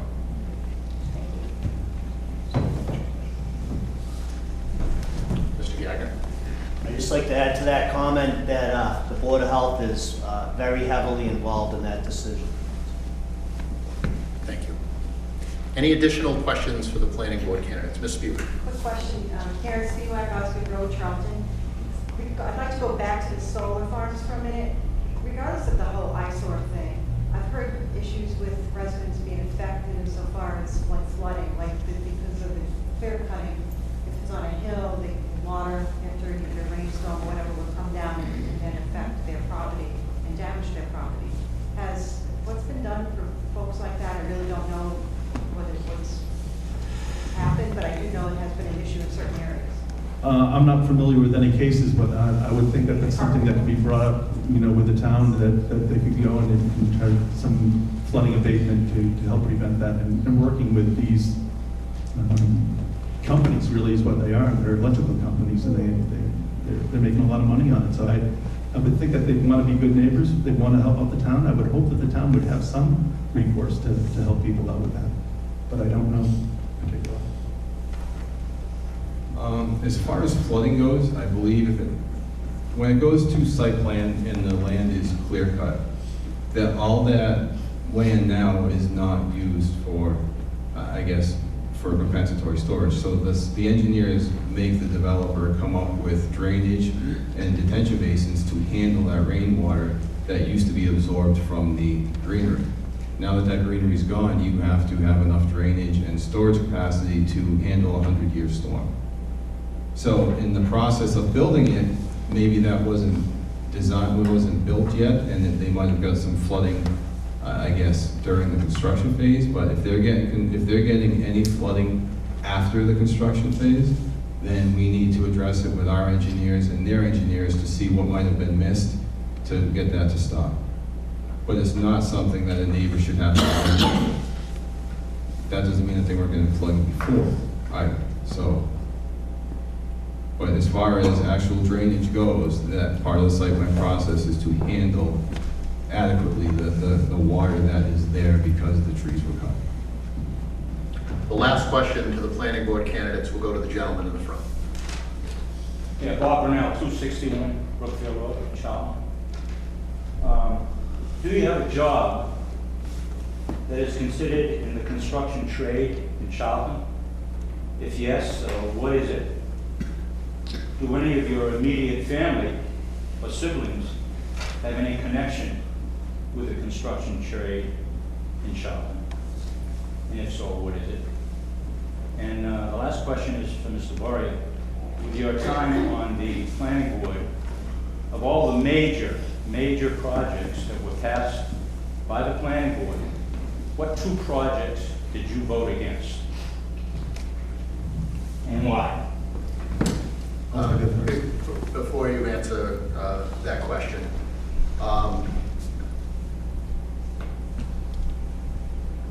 sir, what is the intent of your question? I'm concerned, as I had said in my opening remarks, that this question is meant to discredit a candidate. It's not a discredit, it's going to conflict of interest. And the town should know if a member of any board is elected and there's a conflict of interest present, they should at least know what they're voting for. so. Okay. I will allow it. Okay, I took that more towards experience when you were asking about businesses in town. I do not own a business in this town. I'm a licensed electrician, so I've been in the construction field for some time. I no longer work as an electrician. I work in Boxborough. I work for a computer company now, but I've maintained my license and through that. So experience-wise is where I thought your question was going. I don't have a business, and I don't know many people that have businesses in this town that I call friends or close acquaintances.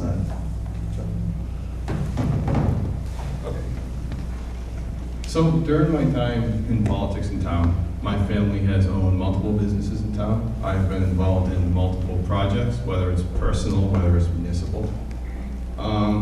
Currently, I own property in town along Route 20. My parents own property in town along Route 20 and in other areas. I am involved in multiple businesses in town that have, I guess, been successful.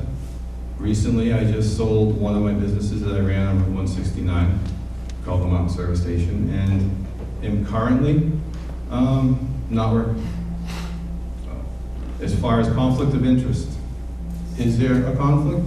Yes, if I vote on anything that pertains to give anything that I own or an immediate family member owns a financial advantage or disadvantage.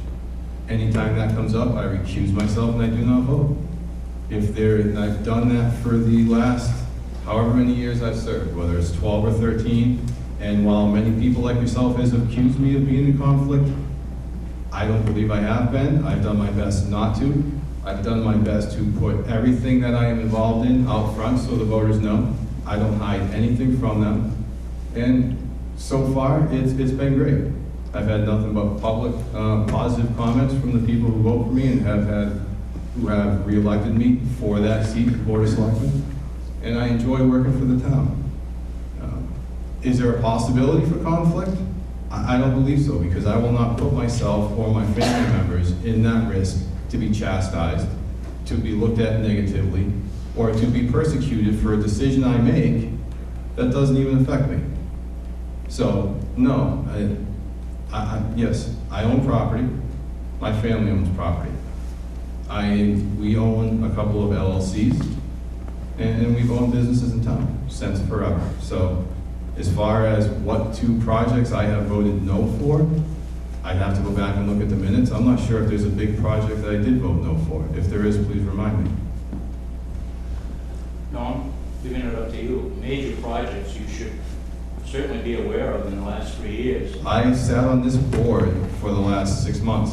6 months then. And I have not voted against it. There has been no major project in front of us in this grand scheme of things, and I have not voted against anything.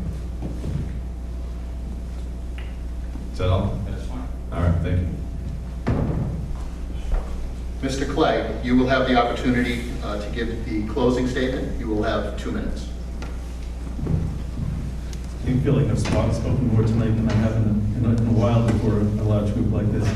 I just want the opportunity to help out in town. It's time. I've put in a lot of work with my kids and looked at the town boards from afar and knowing that I could help, but without having the time to help.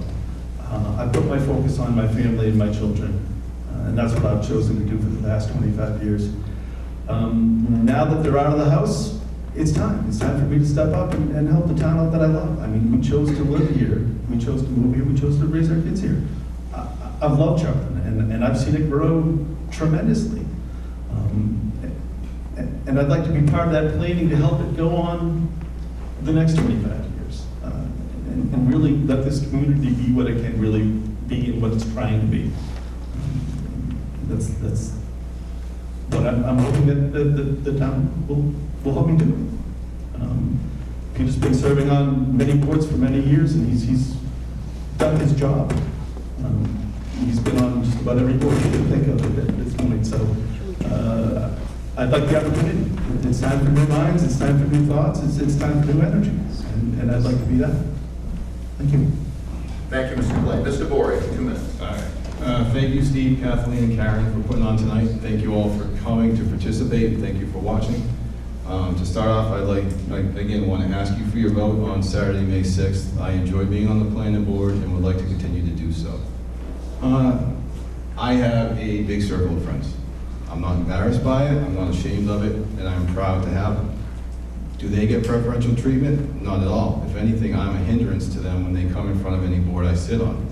Me sitting on the Water Commission, on the Board of Selectmen, has been nothing but a hindrance to my family moving forward in development of our property, because I have to step back, recuse myself, not participate, and they have an additional light shown on them because of my position on that board or commission. I take that perceived conflict very seriously. I do everything I can to make sure that I do not act in a way that would allow a conflict to happen. In that way there I protect my interest, my family's interest, and the town's best interest. All of the decisions I make for this town when I'm sitting on the board is what is in the best interest of the town. And I want to continue to do so. So again, I would appreciate your vote on Saturday, May 6th. Thank you, Mr. Boyd.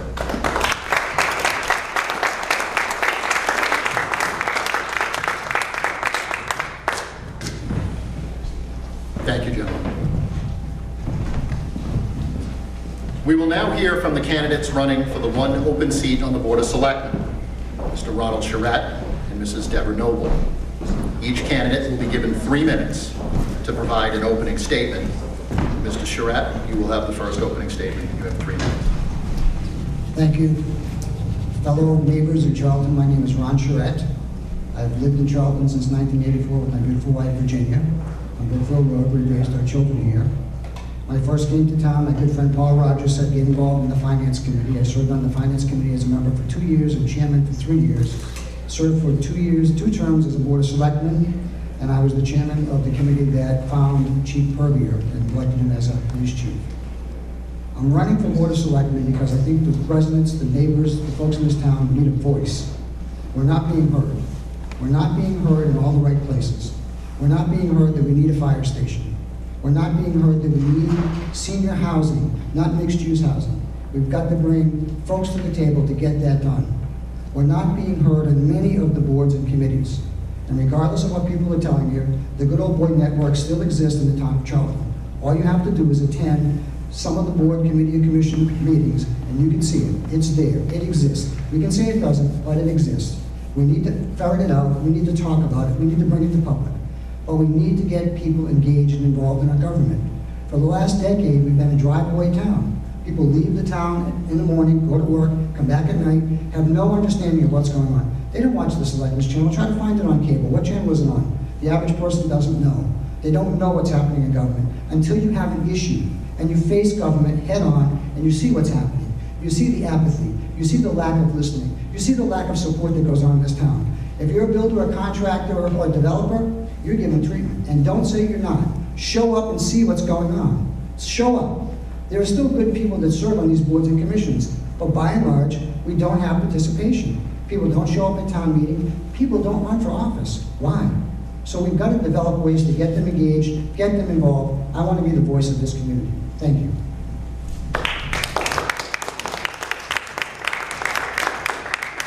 Thank you, Mr. Charette. Ms. Noble, you have 3 minutes.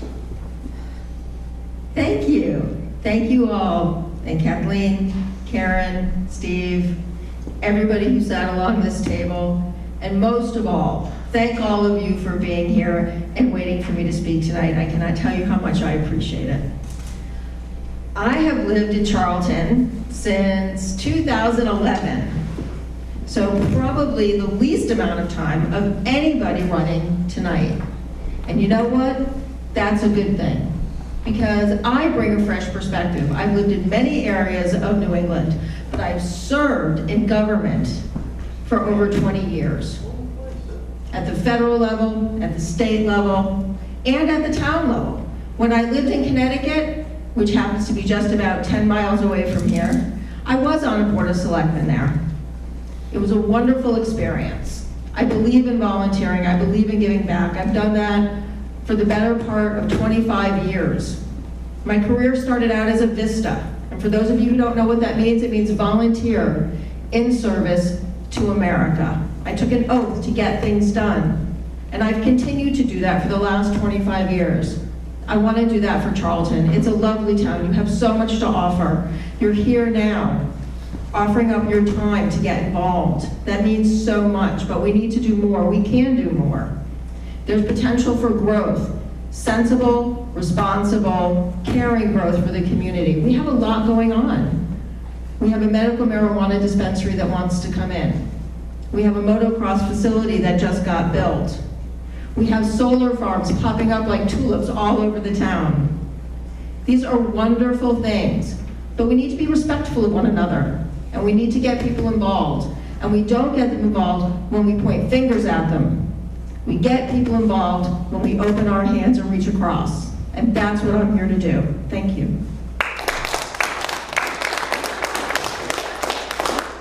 Thank you, Ms. Noble. Mr. Charette, you will have the first question. What do you feel is the role of the Board of Selectmen? Primary role is to be the voice of this community, to listen to what the people want and make it happen, to execute. Not to think we're above them, not to think that we're smarter than them, but to listen to this community and act. The second role is to make sure that the government runs smoothly, and we do that because the Board of Selectmen are the overseers of this town. They're responsible for hiring the town administrator and making sure that he or she executes the daily activities of this community in the best interest of our townspeople. Thank you. Ms. Noble. Well, having served on the Board of Selectmen before, I can tell you that being a good member means being available to the public, it means being a good steward, and it means being respectful of the fact that people are placing their trust in you. They trust you to handle their tax dollars efficiently and effectively. I believe in performance-based budgeting. Simply put, fund what works. Don't just keep throwing good money after bad. It's a process that we used in Connecticut. It's a process that is used on many government levels.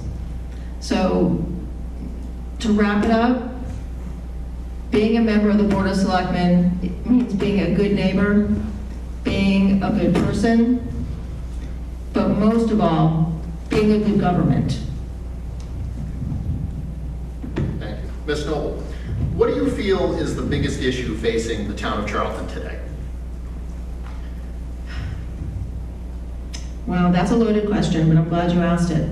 I was at the Board of Selectmen meeting a couple weeks ago, and there were two big issues that were up before the board. One was the one-day liquor license to be issued to 508 International, and the other one was a discussion about the medical marijuana dispensary going in on Route 20. Now, one might say that the biggest issue was the liquor license because there were so many people there to talk about it. Others might say that the biggest issue was the medical marijuana dispensary because that's going to affect the makeup of the town. But that wasn't the biggest issue. The biggest issue facing this town is the way the room emptied out after the first half of the discussion and so many people left.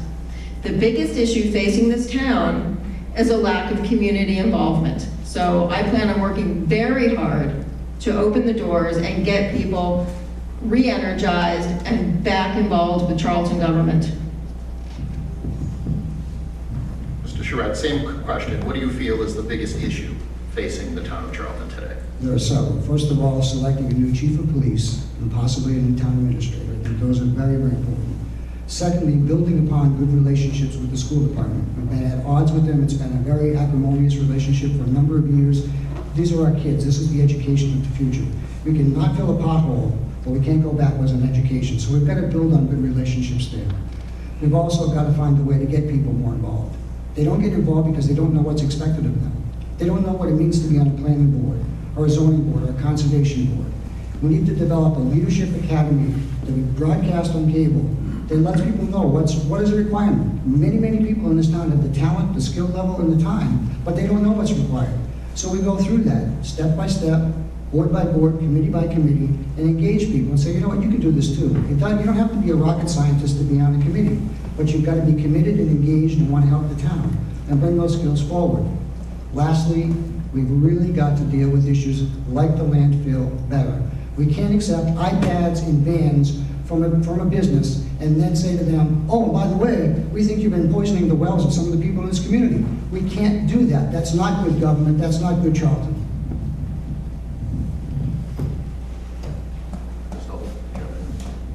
Did you want to say something? No. Okay.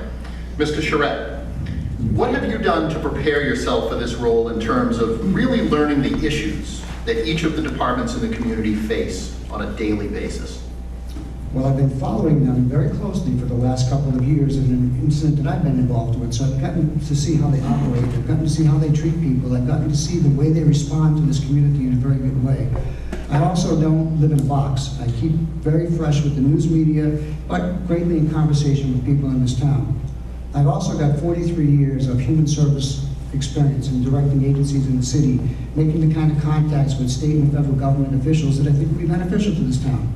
When I spoke earlier about elderly housing, I think we've got to bring the parties together to get housing done. Obviously, mixed-use housing does not work well. When you have elders and families living together in the same environment, it causes problems. But there's been offers by both St. Joseph's and Bay Path to work with this community to do it. Pull the trigger, get people together. Why are we stalling on a fire station? For decades, we've studied it, we've looked at it. Why aren't we moving forward with things like that? So I think I'm well prepared with both my background as a finance committee person and a selectman, and knowing many of the personalities in this town to hit the ground running after May 6th. Ms. Noble, same question. What have you done to prepare yourself for this role in terms of really learning the issues that each of the departments in the community face on a daily basis? Well, as I said before, I worked in state and local government before. I've spent some time at the town hall here in Charlton. I've been going to the Board of Selectmen meetings. I've been reading the minutes of the meetings. I go to the website daily to see how it's updated. But more importantly, I've been reaching out and speaking to people within the community. I currently volunteer on H-Foot Road at Blessings Farm. So I'm well aware of the poisoning potential of the wells there and the water issue. I also had the pleasure of going to the senior center today with my friend Cedric, and I talked to many of the residents there. I think it's just a matter of making yourself available and letting people know that you have the experience, you have the drive, and you have the willingness to do the work, and that you're looking forward, not back, and bringing them along with you. And once you reach out to people and you have those conversations, which I've been doing, you realize that we're really not all that different. Perhaps our approaches are, perhaps our ideals are, our goals, but really we're neighbors, we're friends, we're people. So for me, it's just been a matter of making those one-on-one connections on an almost daily basis and realizing that this is my home and this is where I want to work. This is where I want to be, and I want to be there for you. Thank you. Ms. Noble, what are your top 3 priorities for infrastructure, either public or private? The Route 20 corridor goes right through Charlton, and it is not being utilized to its full advantage. When people come off the highway, and frankly, I was one of them, I get off of 84, and where do I go? Do I go to Charlton? Do I go to Sturbridge? They go off to Sturbridge because Charlton doesn't have that much to offer yet. But it can and it will. We know there's a new brewery going up in town. With that one business alone, we will attract so much. So I think that we need to build on the current infrastructure and the current businesses and reach out through the Chamber of Commerce and through speaking with other towns and other boards and really build up the business in this town. It can be done. As for other infrastructure, we really need to fund our schools better. And we can do that if we have more revenue streams. Now, most people say revenue streams and they say taxes. Not necessarily. We all know about the medical marijuana dispensary that wants to come to town. Many people think that it shouldn't be here, but let's not discount that. It's gonna come whether we like it or not. I heard from a very smart man today. If it doesn't come here, it's gonna go to Sturbridge, it's gonna go to Oxford, it's gonna go to Auburn, it's gonna go to Southbridge, it's gonna go anywhere but Charlton if we don't welcome it. And if we do welcome it, we're guaranteed 2% plus a $50,000 grant each and every year. If we're gonna build infrastructure, we need to build revenue. Charette, same question. What are your top 3 priorities for infrastructure, either public or private? Well, first we've got to take a look at how we allocate our Chapter 90 funds. We have got some horrible roads in this town. I mean, it doesn't take much to drive around this road in this town and see the condition of the roads. Partly it's really used by the trucks. So we get some huge trucks that drive through this town. There are trailer trucks, there are car carriers. They are abusing our roads and making a mess of our roads. So we've got to look at a way of prioritizing what roads need to be fixed as quickly as possible. We've got to get that new fire station built. It's really imperative for this town. It affects our homeowners insurance. It affects our ability to safely protect our community. We've got to go to work on that. We've also got to get a real look at our streetlights. We've got some really old and aging streetlights, very few in this town. We've got to update them to the new state-of-the-art LED lights that are brighter lights that will save money for this town. So we've got some work to do infrastructure-wise. We've also got to look at ways to slow the traffic down through this town. This town has become a major pass-through. We somehow found our way on GPS systems. And every trucker from this side of town to the East Coast blazes through this town at speeds up to 60 and 70 miles an hour through some of our winding roads. It's not when an accident's going to, if an accident's going to happen, it's when. So we've really got to work on better signage, better traffic control, better roads, better street lighting, and a new fire station. Thank you. Mr. Charette, what qualities make you a good leader? The ability to listen, the ability to think on my feet, and the ability to take a position that I think is right, regardless of how that makes the opposition feel. I'm very strong about that. I think if I'm right, I'm right. I will argue to my last breath until you finally prove me wrong. But I'm not afraid to take a controversial position. And all I would say is look back when I was a selectman back in the 90s, when I went up against the police union, when my fellow selectmen were offering this outrageous signing bonus to the police department. The night of the meeting, we had the entire police force at the Board of Selectmen's meeting because of the position. Had we done it, we would have taken money away from the school system. I was strong in my position. I convinced the selectmen to stay with the position, and we withdrew it. So I'm not afraid of challenges. I've never been afraid of challenges, and at my age now, there's nothing that scares me. Ms. Noble, same question. What qualities make you a good leader? Let me start out by saying, when my career began, I didn't start out to be a leader. That wasn't my goal. But sometimes leadership roles get thrust upon us, whether we're ready for them or not. And that's how I ended up in the position that you see me here tonight. I think that in order to be a good leader, you can't be afraid to do what you're asking other people to do. I'm not afraid to get my hands dirty. I'm not afraid to dig in there and do the hard work. And I would never ask a constituent to come to a meeting that I wasn't prepared to go to myself. I'm no different from anybody else. I think that's important. No, we don't place ourselves on pedestals because that's not how you lead. You reach your hand out and you pull somebody along with you and say, we lead together. And that's how you become a good leader. Thank you. Ms. Noble, there have been news reports recently of a proposed medical marijuana dispensary looking to locate to Charlton. Do you think this is a worthwhile project for our community? I knew this question was going to come up tonight, and I've been thinking about how to approach it. And I think the best way to approach it is honestly. I used to work with a gentleman at a local nonprofit in Sturbridge, taking care of the developmentally disabled. And he and I were friends, and when he got diagnosed with cancer, he came into my office and told me we had a big heart-to-heart about it. He lives here in Charlton. He's a young man.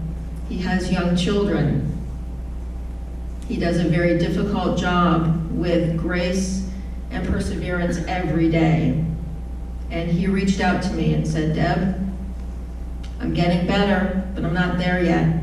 I've been given a medical marijuana card, but in order for me to use it, I have to drive to either Northampton or Cambridge.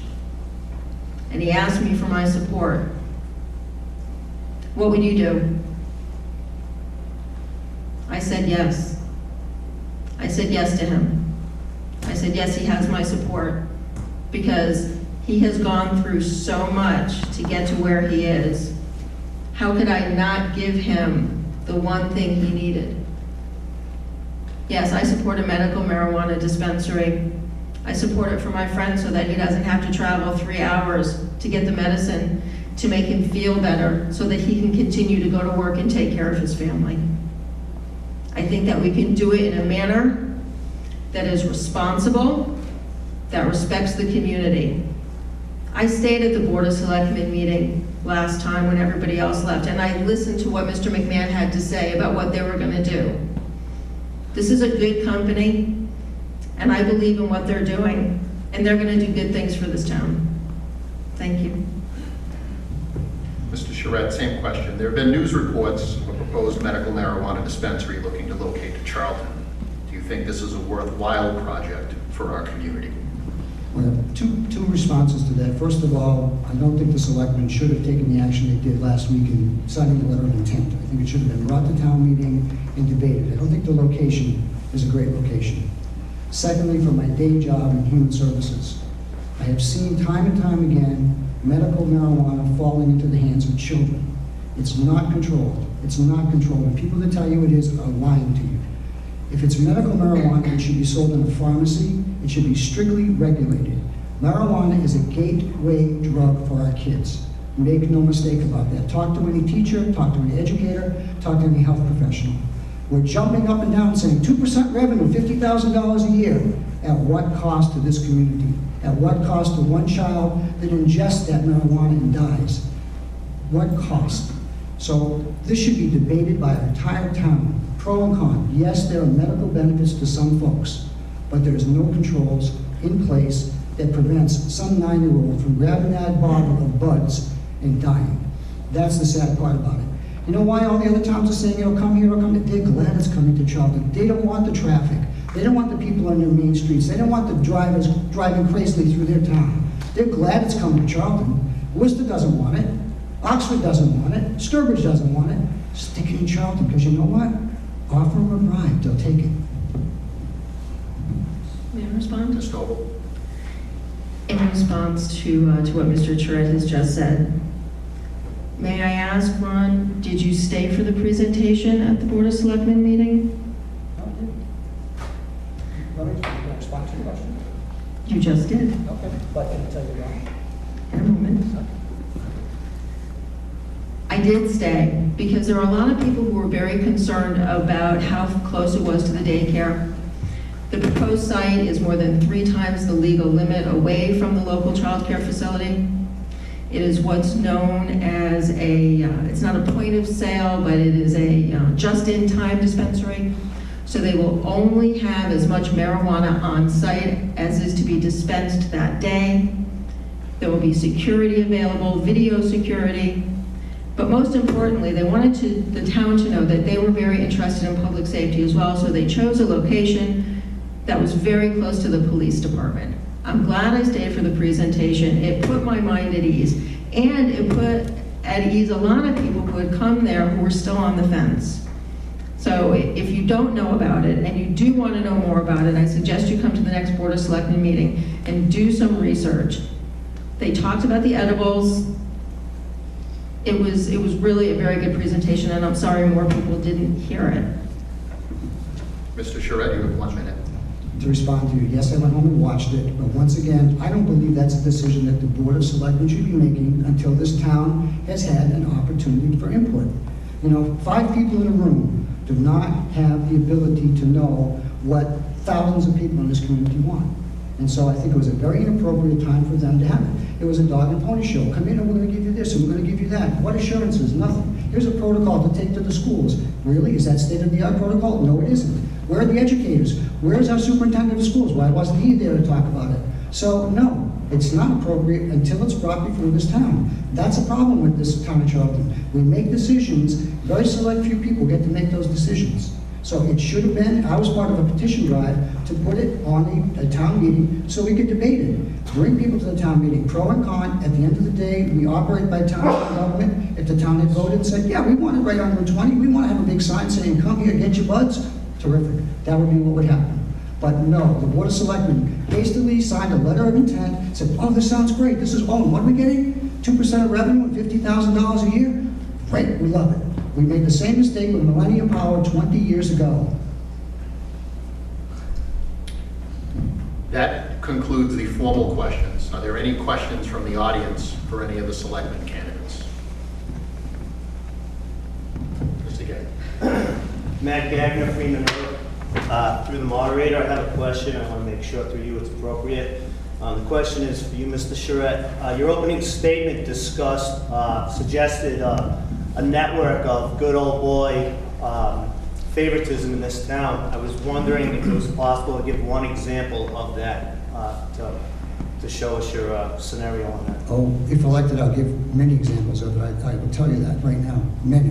And I've seen special treatment. We've seen it. We've seen people treated we were before Conservation Commission and treated like we were third-class citizens, weren't allowed to speak, being told what was a law, given wrong information by conservation members, and they knew it was wrong information. They knew. They wanted to support a particular project, that's their prerogative, but they gave wrong information, and that's backed up. And again, it's not every board member, every commission member, every committee member, but you look at who are on these boards and committees, by and large, they're builders, developers, and contractors who take care of their business and their friends' business. Straight up. All you do is show up to some of these meetings, listen a little bit, and you can see it yourself. Thank you.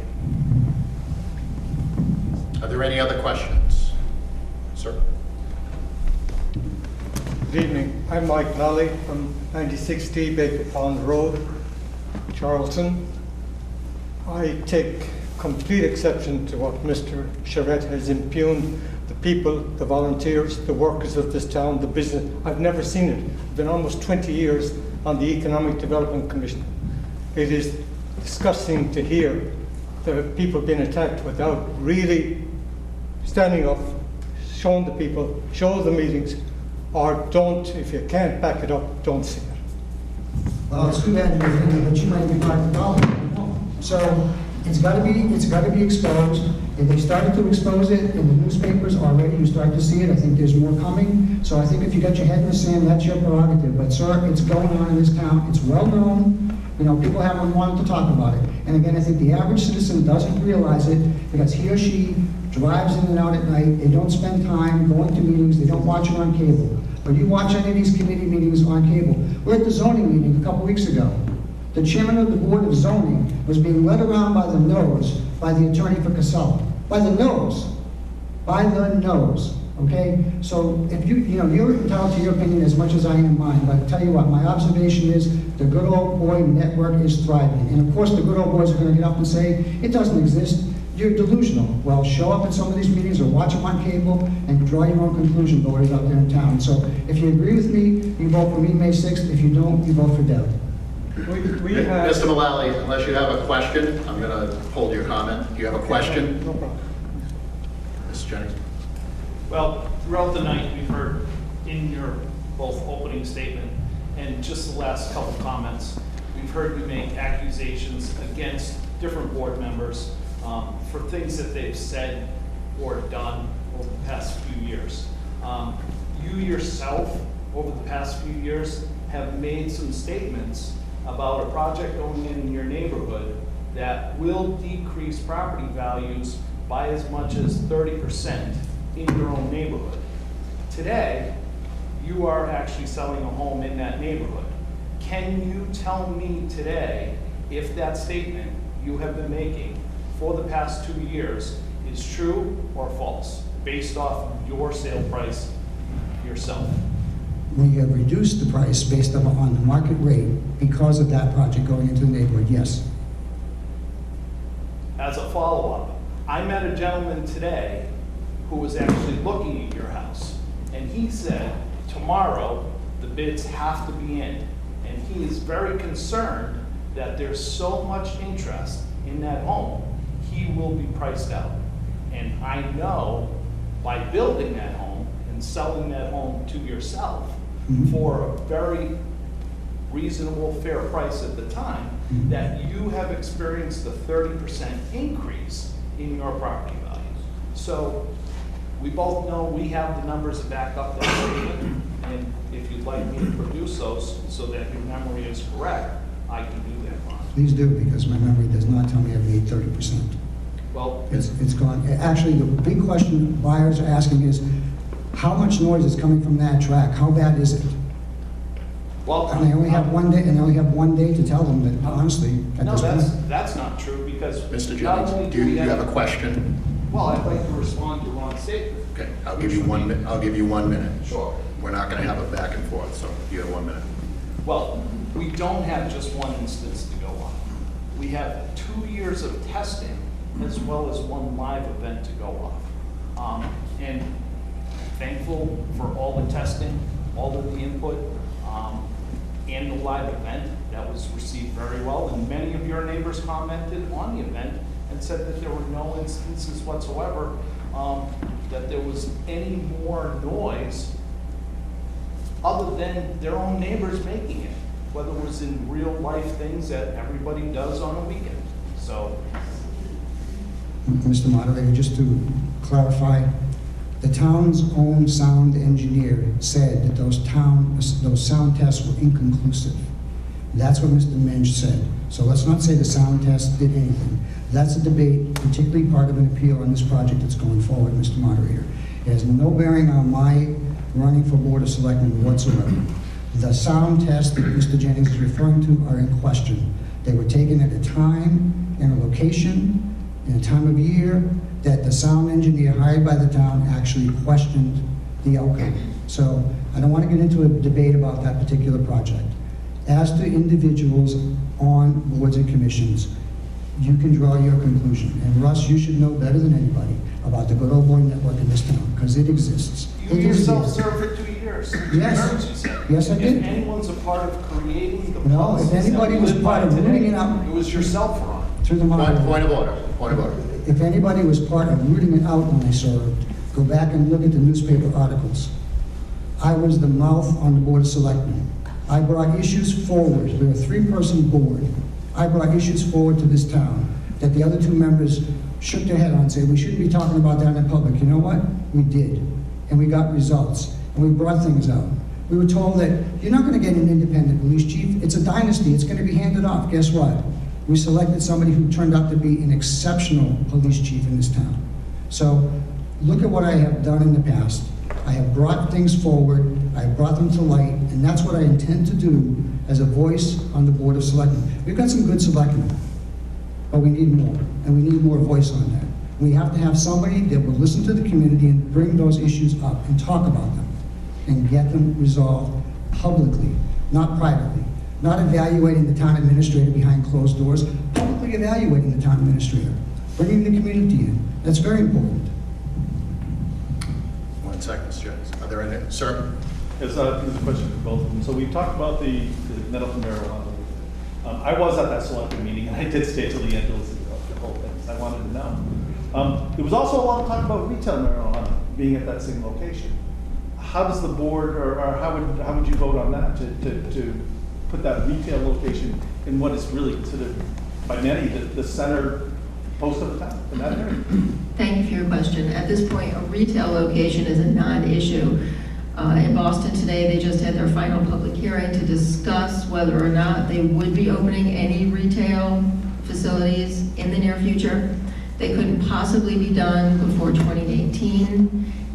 If a retail facility wanted to come here, it would be a completely different animal than the medical facility that wants to go in. You're comparing apples and oranges. They're simply not the same thing. What we have here is a medical facility that wants to assist people with severe illnesses. What you're talking about is a recreational marijuana facility, and that's completely different. So I don't want people to think that when a marijuana facility goes in, if it goes in, that it will automatically become recreational, because that is not the case. That is not how the process works. But they, in that meeting, expressed the interest to become a retail facility when that law passes next year. When that law, when and if that law passes. As somebody who's The worked law's at already it. passed, the law has been voted, it's not just regulations. This now. is So true. it's coming. Do you think we should have it in the center of town, or do you think we should change the zoning to make a permittable area someplace out of the area, or someplace that's not so intrusive as being on the center of town Or so public the as to cornerstone be- towards Right. this retail area. Right, so your question is, do we want a recreational marijuana facility right there with big neon signs on Route 20? And I understand the concern. Is it appropriate for the town of Charlton? I think it's up to the residents to decide if a recreational marijuana facility is appropriate for the town of Charlton. Clearly, you can understand my position on it, but I would bring it before the town. Having just buried a son, I would not want to look at any other citizen of our community who loses a child because of marijuana as a gateway drug. So I would want it brought before the town, but I would advocate strongly as a resident that we vote no, absolutely no. Are there any other questions? Joe? Joe Safarovich, 34 Willis Drive. This question is for both candidates. As you're both aware, you mentioned that one of the biggest issues coming forward is the search for a new police chief. What values do you value in a new police chief, and how does your unique experiences lend help to that search? Well, one of the things I didn't mention, and perhaps I should have, is that I have a degree in criminal justice. So I would bring that education and knowledge with me, of course, when looking for a police chief. In addition, when I worked at the Worcester Housing Authority, I worked as a member of the Public Safety Department there, carried a badge and all of that. So I worked very closely with that police department, and I continue to work closely with police departments in my current capacity in housing. So I do have a legal background, specifically in criminal law. What I would look for in a police chief is someone who has excellent leadership skills, who has done time in the field, and worked his or her way up to the current position that they have or that they're applying for. I think a first priority for me would be the same priority I had back in 1997, and that is a chief that's got a good heart, somebody that really cares about people, that demonstrates beyond wearing that blue uniform that they're concerned about the community that they serve, that they've got the kind of skill levels that can develop other members of the force, so that we have patrolmen who come in, who someday can become sergeants, captains, lieutenants, and finally chiefs. Somebody that engages with our kids in the school department, so that they go in and create a good ongoing relationship. Somebody that knows residents, that can walk through the streets of town and know people and know what's going on. And lastly, somebody who's available, somebody who responds, whether they get email from residents or other officials in town, can respond quickly, efficiently, and uphold the law. Charlton has a great reputation of being a tough community when it comes to law enforcement, and I would look for somebody that would continue the legacy of both Chief Stevens and Chief Kirby. Question? Hi, my name is Laura Juddy. I live on Great House Road. My understanding of our current local government is the selectmen are in charge of our town. Our current town administrator seems to think she runs the show. Just wondering how you're going to handle that situation when neither one of you becomes selectmen. Let me make this very clear. The town administrator does not run the town. The Board of Selectmen does not run the town. The people run the town. If we think of the town as a business, which some people like to do, then the citizens of the town are not the customers. The citizens of the town are the shareholders. You run the town. We work on your behalf. And that needs to be made clear to everybody. I share your perception as well. I think the town administrator has grabbed far too much power and control. She has shut down some very good department heads. She has taken over decision-making. I think she's been empowered by some members of the Board of Selectmen to do what she wants. Why does she have evaluations in private? Why do they go behind closed doors to evaluate the town administrator? There should be public participation. The relations with the school department should be made better. So if we keep this town administrator, one of the first things I'm going to make sure I do is file an order that we publicly evaluate the town administrator, seeking input from citizens, department heads, the school department, and the community. A town administrator is just that. The town administrator is there to execute what the Board of Selectmen have asked to have done, and the Board of Selectmen is there to execute what the townspeople have asked to have done. Far too much power, far too much control, far too much input into things that I don't think a town administrator should be. It's not a town manager, it is a town administrator. So I think it's gotten out of control, needs to be brought back into control, and believe me, that's on my agenda. Can I ask one more follow-up question? Yes. In regards to that? With our town seeking a new police chief in the near future, will our town administrator have an effect on that? Well, I would hope that the Board of Selectmen would do what we did back in 1997 and appoint an independent committee of citizens to review the applicants and make a recommendation to the board. The town administrator really has no power or authority to be involved in that. The chief of police, first of all, the Board of Selectmen are your police commission in this town under the bylaw. They're the commissioners. They hire the police chief. There's nowhere in the bylaw that I've ever seen that says the town administrator hires the police chief. It is the Board of Selectmen. So I would hope that we would put together a panel of citizens to interview the candidates for chief and make a good quality recommendation to the Board of Selectmen that they would accept and appoint. Would you mind repeating your question, please? With our town we're in the search of a new police chief, what input will our town administrator have in that? The question was, the question was, what input will our town administrator have in the hiring of the new police chief? Thank you. So you're asking what input, not what role, but what input? I don't think that the town administrator really has any input to give other than what the Board of Selectmen asks he or she to give. And that is the extent of it. That's all it should be. It should be no more than that. To behave in a manner otherwise would be overstepping the bounds of and the parameters of the position of town administrator. Thank you. You're very welcome. Mr. Swenson.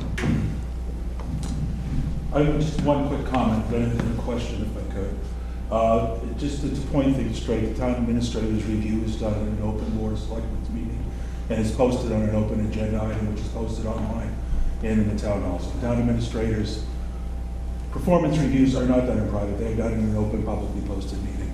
My question is, Mr. Charette, 2 different times you've mentioned an acrimonious relationship between the school department and the Board of Selectmen. Can you elaborate on that, please? Sure. We don't work together. We fight at the budget time, we fight over money, we fight over what the outcome is going to be.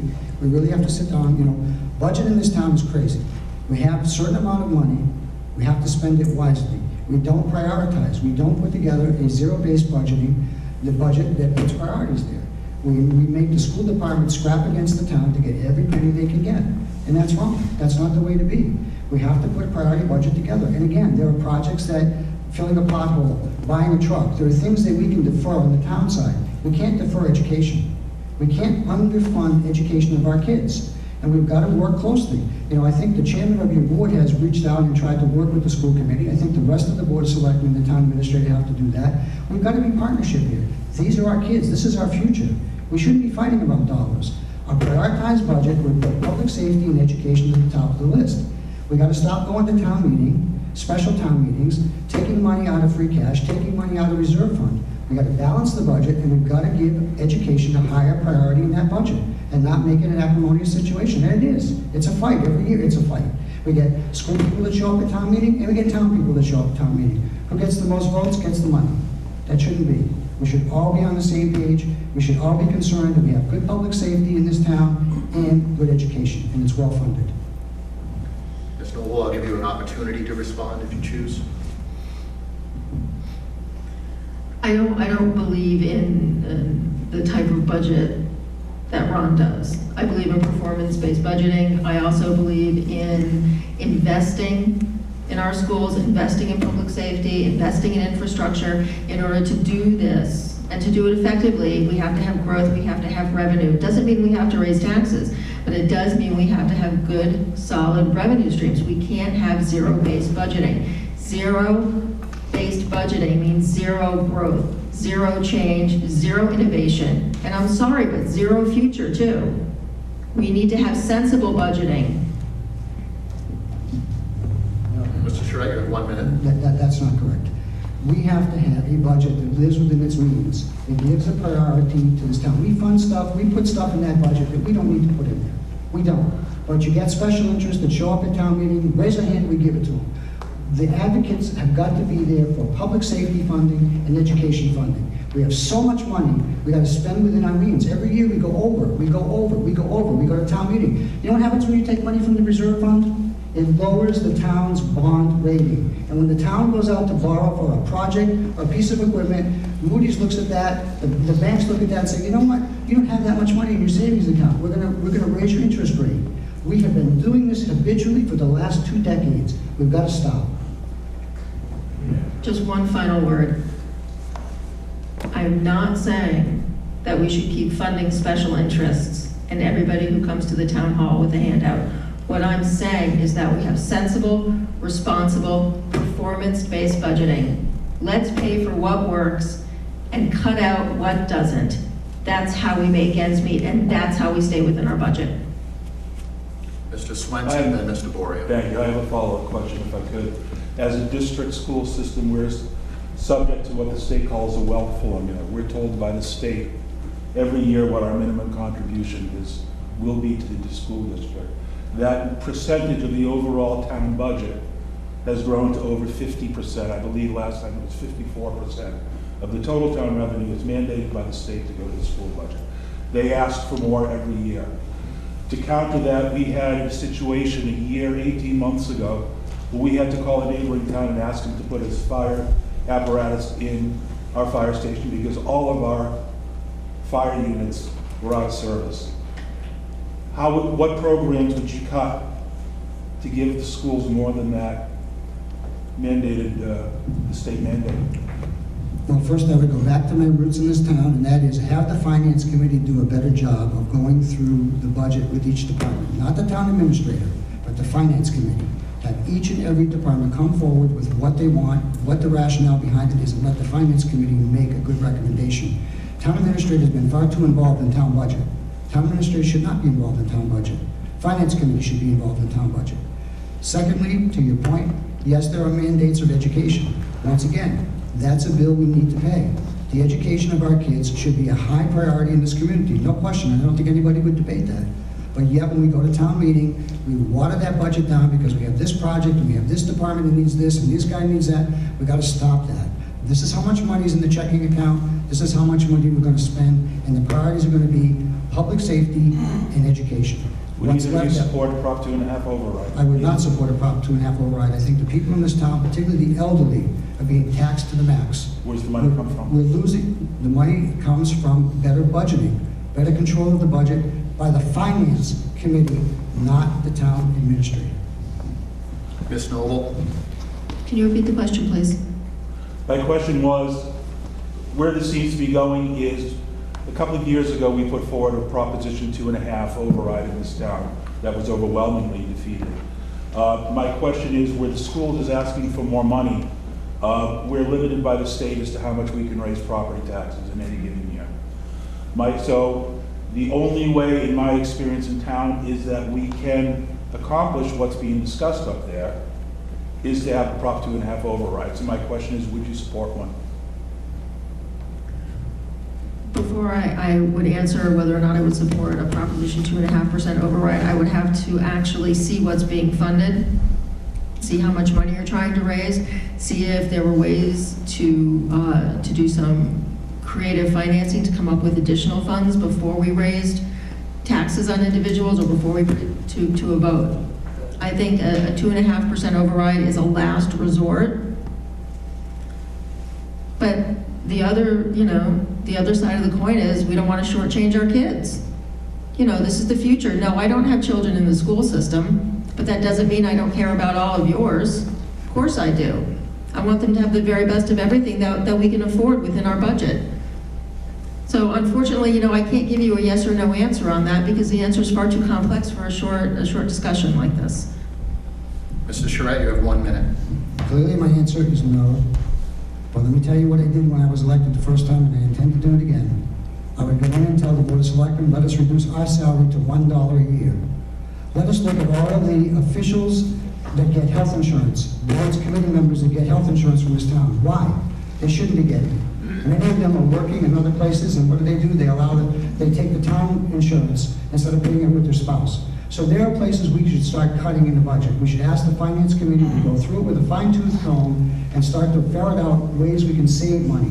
2.5 does not do it. We've got too many elderly living on such tight income right now. We're raising their taxes, not happening.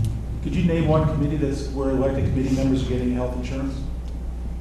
The Board of Selectmen. No, that's not They're true. not. Really? No, But that happens. I was receiving town health insurance and voted against it on the board of selectmen. Point of order. That health insurance change clarification was done 8 years ago. Mr. Boria? Mr. Charette talks of things he wants to change based on what he sees happening, and I'm not sure he's involved in the same community I am. I see the Board of Selectmen meeting with the Finance Committee, and they present the same budget to town meeting for approval. I see the Board of Selectmen meeting with the school district and the representatives during budget season to present a budget that works for everybody, not just for one or the other. Maybe when he was on the board, things were that acrimonious wherever there was a lot of infighting and everyone had to battle on town meeting floor. There hasn't been a budget opened on town meeting floor in the last 13, 14 years. The communication he's looking to create is there. The town administrator works with the Finance Committee. The Finance Committee and the Board of Selectmen create a budget together, and they decide together what needs to be cut, what needs to be funded, and how to move forward. So Ron, what is the town's current bond rating? Because you said it's, the way it's been run, it's affecting it, and it's so terrible. What is it? I have no idea. It's at least a AA, maybe a AA plus if I'm not mistaken. And also, what is the stabilization account that the town depletes every year by going to the reserve fund? To your point about town meeting, Do you know what the reserve fund is? No, I The don't. stabilization account is? No. It's always been over approximately $1 million, is that correct? There's $1.2 million. It's 1.4 million right now, so that's great. It's 10% of our budget. So everything that they're doing incorrectly seems to be working pretty well and putting the town in the place it needs to be to run well, properly. maybe you're talking to different people than I am on the school committee and so forth, because they don't feel that way. Secondly, talk about town meeting. Town meeting has been attended pretty much by town employees. People from this town don't go to town meeting. They're fearful about getting up there. They're fearful of retaliation. So no, it's not a fair statement to make. People are not engaged. When we have town meeting, we have it on an evening in the springtime when a lot of families are involved in baseball or soccer with their kids. They can't be there. They don't show up. So no, people are not engaged in town. It's not all roses and happy talk. It really isn't. And I think if you get out there and look and talk to people, they don't feel the schools are getting enough money. There is a relationship problem there. The town administrator pushes her agenda on that budget. The Finance Committee, I think, has been neutered in terms of their ability to have strong input into the budget. They get up there on the stage and they present. But honestly, they haven't had as much input as they could. Ms. Noble, I'll give you an opportunity to respond if you want. I don't really think that the question was directed at me, but thank you. Okay. Amber Howard, Hammond Hill Road. Both of you have served the public in various capacities with different experiences. Can you speak to your approach for maintaining a fair and unbiased perspective when you are serving on the board? Thank you for your question. The interesting thing about the board here in Charlton is that it's nonpartisan. Political parties don't come into play, and I think that's very important because when it comes right down to it, all politics is local politics, you know? I've worked with members of Congress, I've worked with members of Board of Selectmen, I've been an elected official, but you know what? People are just people. We're neighbors, we're friends. Maybe we're not always friendly to one another, but we are always neighbors, and we care about our community, and that's the way I go into it, always, every day. I've been approached in grocery stores. I once had somebody write me a letter on a brown paper grocery bag and hand it to me in the grocery store. That's what I'm used to. I'm used to people being involved, and I want people to be more involved. Come to the Board of Selectmen meetings. Send me an email beforehand. Be involved in your town, and let me be involved for you. Amber, that's a good question, and I think it's disingenuous for anybody to say that they don't carry their biases with them all the time. But when you step into your office and you have to make a decision as a public official, you have to put your biases aside and figure out what's in the best interest of this community. What would the majority of the people in this town want me to do in this situation, in this vote, in this decision making? So yes, you carry your biases with you, and don't they enter into your mind? Absolutely they do. But at the end of the day, you're responsible to the people in this community. And one of the things I did when I was selectman before was make sure that we were live on cable. So the selectmen's meetings were live on cable. So people can see you, people can understand where you're coming from. If your biases leak out, people will see it very quickly. They'll either call you out on it or they won't vote to get you back in. So your question is good, but biases have to be put aside, no matter what the issue is, when you're in a position to make an official decision on behalf of the residents of this town. We'll take one more question from the audience. Ms. Walker. Thank you. I've been listening all night to everybody, and I'm grateful that everybody came, and certainly both of you.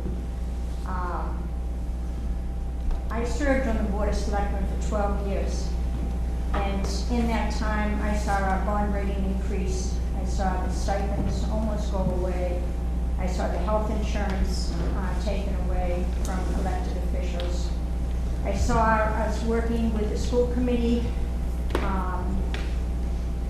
having meetings with them and trying to work things out so that we weren't in a fight, doing the best we could. I think that a lot of things from the outside, you say, why don't they do that? Why don't they do this? Planning board issues, board of selectmen issues. Until you get in there and you see the realities of what's happening, you really don't know. Neither one of you, I mean, I know you both served officially before, but neither one of you know what's going on right now. I've been out of there for 3 years and I don't know everything that's going on. So, so I'm concerned about that. I'm also concerned about, I'm concerned because you appear to know, and I don't think you do. You won't. I'm concerned because, Brian, you talked about listening to what the majority of people in Charlton feel, and you'll go forward with that. Well, how do you do that if what the majority feels is in complete opposition to your conscience? How do you feel, how do you deal with it if you can't even determine what the majority of people feel unless you interview the 14,000 residents, which you're not going to do. So to say that you can go with the majority of residents feel, you simply can't. You can go with the majority of people that you talk to, but then that's your own select group. So it comes back to your own conscience and what you believe and what your basic principles are. So I'd like to end with a question to both of you. In terms of your basic guiding principles in your life, and as you would express them on the board, can you give me one or two of those? Yes, first of all, it'd be my belief in God and treating people the way they should be treated. Secondly, to do what I think is right. And as I said before, regardless of what I think the consequences are, the loss of popularity, whatever, I will do what is right. You know, to your other remark about what do the people want, I think the major issues need to be brought before town government. Town meeting is the best form of government we have. So those issues need to be brought before the townspeople. And if any percentage of the 14,000 residents show up, that's a majority that shows up at that meeting and makes the decision, which we need to support. Your conscience is your guide to a degree. Your religious beliefs are your guide to a great degree. But doing what you think is right, regardless of what the outcome is going to be, or lack of popularity, I think is the most important. Well, I think we all like to think that we follow the golden rule each and every day, and we treat each other the way we ourselves would like to be treated. But I can honestly say that I do follow that. It's difficult. Some days are more difficult than others, and we've had them. But I think the most important thing for me, my guiding principle, that covers every aspect of my life, is I want to leave the world a better place than I found it. And if I can make a positive difference in someone's life, even if it's only one person's life for 1 minute a day, then I've succeeded. What I'd like to do, though, is to make Charlton better. And I'm going to do that as soon as I get into office.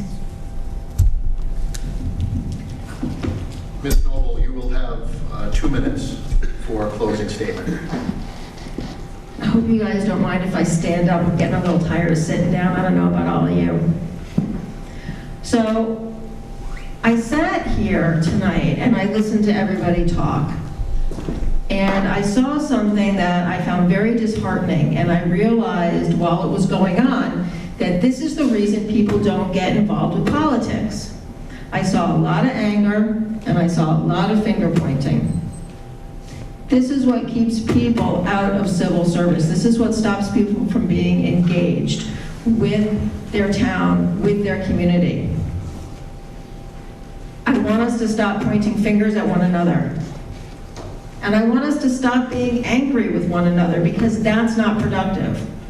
We need to stop looking backwards, and we need to start moving forwards. Always forward, onward.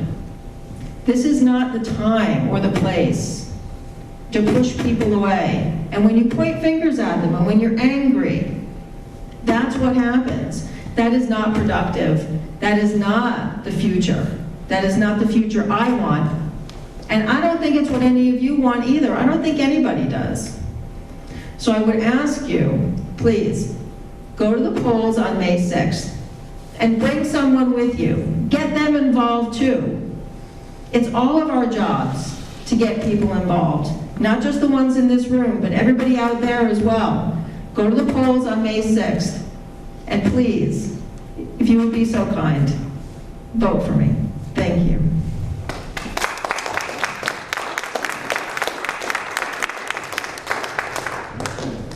Sometimes anger engages people. When people get mad, they do something about it. So it's not necessarily a bad emotion. But I've laid out very clearly what I would like to do for this town. To be a voice, to be your voice, to be able to speak out, to talk about those issues that we don't talk about. Whether it's individuals that serve on boards and committees that have conflicts and don't treat people very well, whether it's a lack of good support in working with the school department to better educate our kids, whether it's a lack of people stepping forward to support and be part of our government and boards and committees, whether it's a lack of the initiative to build housing for our elderly in this community. The overlook should not be the only option, it should be the last option. Whether it's a lack of support and initiative to finally pull the trigger and build us a new fire station. I don't have all the answers, and I don't know everything. I know a lot of things, but I don't know it all. But I will be a good representative of this community. I will be your voice. I will make sure things are brought on in public. We'll talk about them. I can be wrong. Sometimes I'll be right. But I will listen. I'll be respectful. But I will be your advocate. I represent the people of this community. Not any special interest group, not any individual, but the people, the voters of this community. So I would ask you to please give me a chance on May 6th to show you what I can do again for this town. Thank you.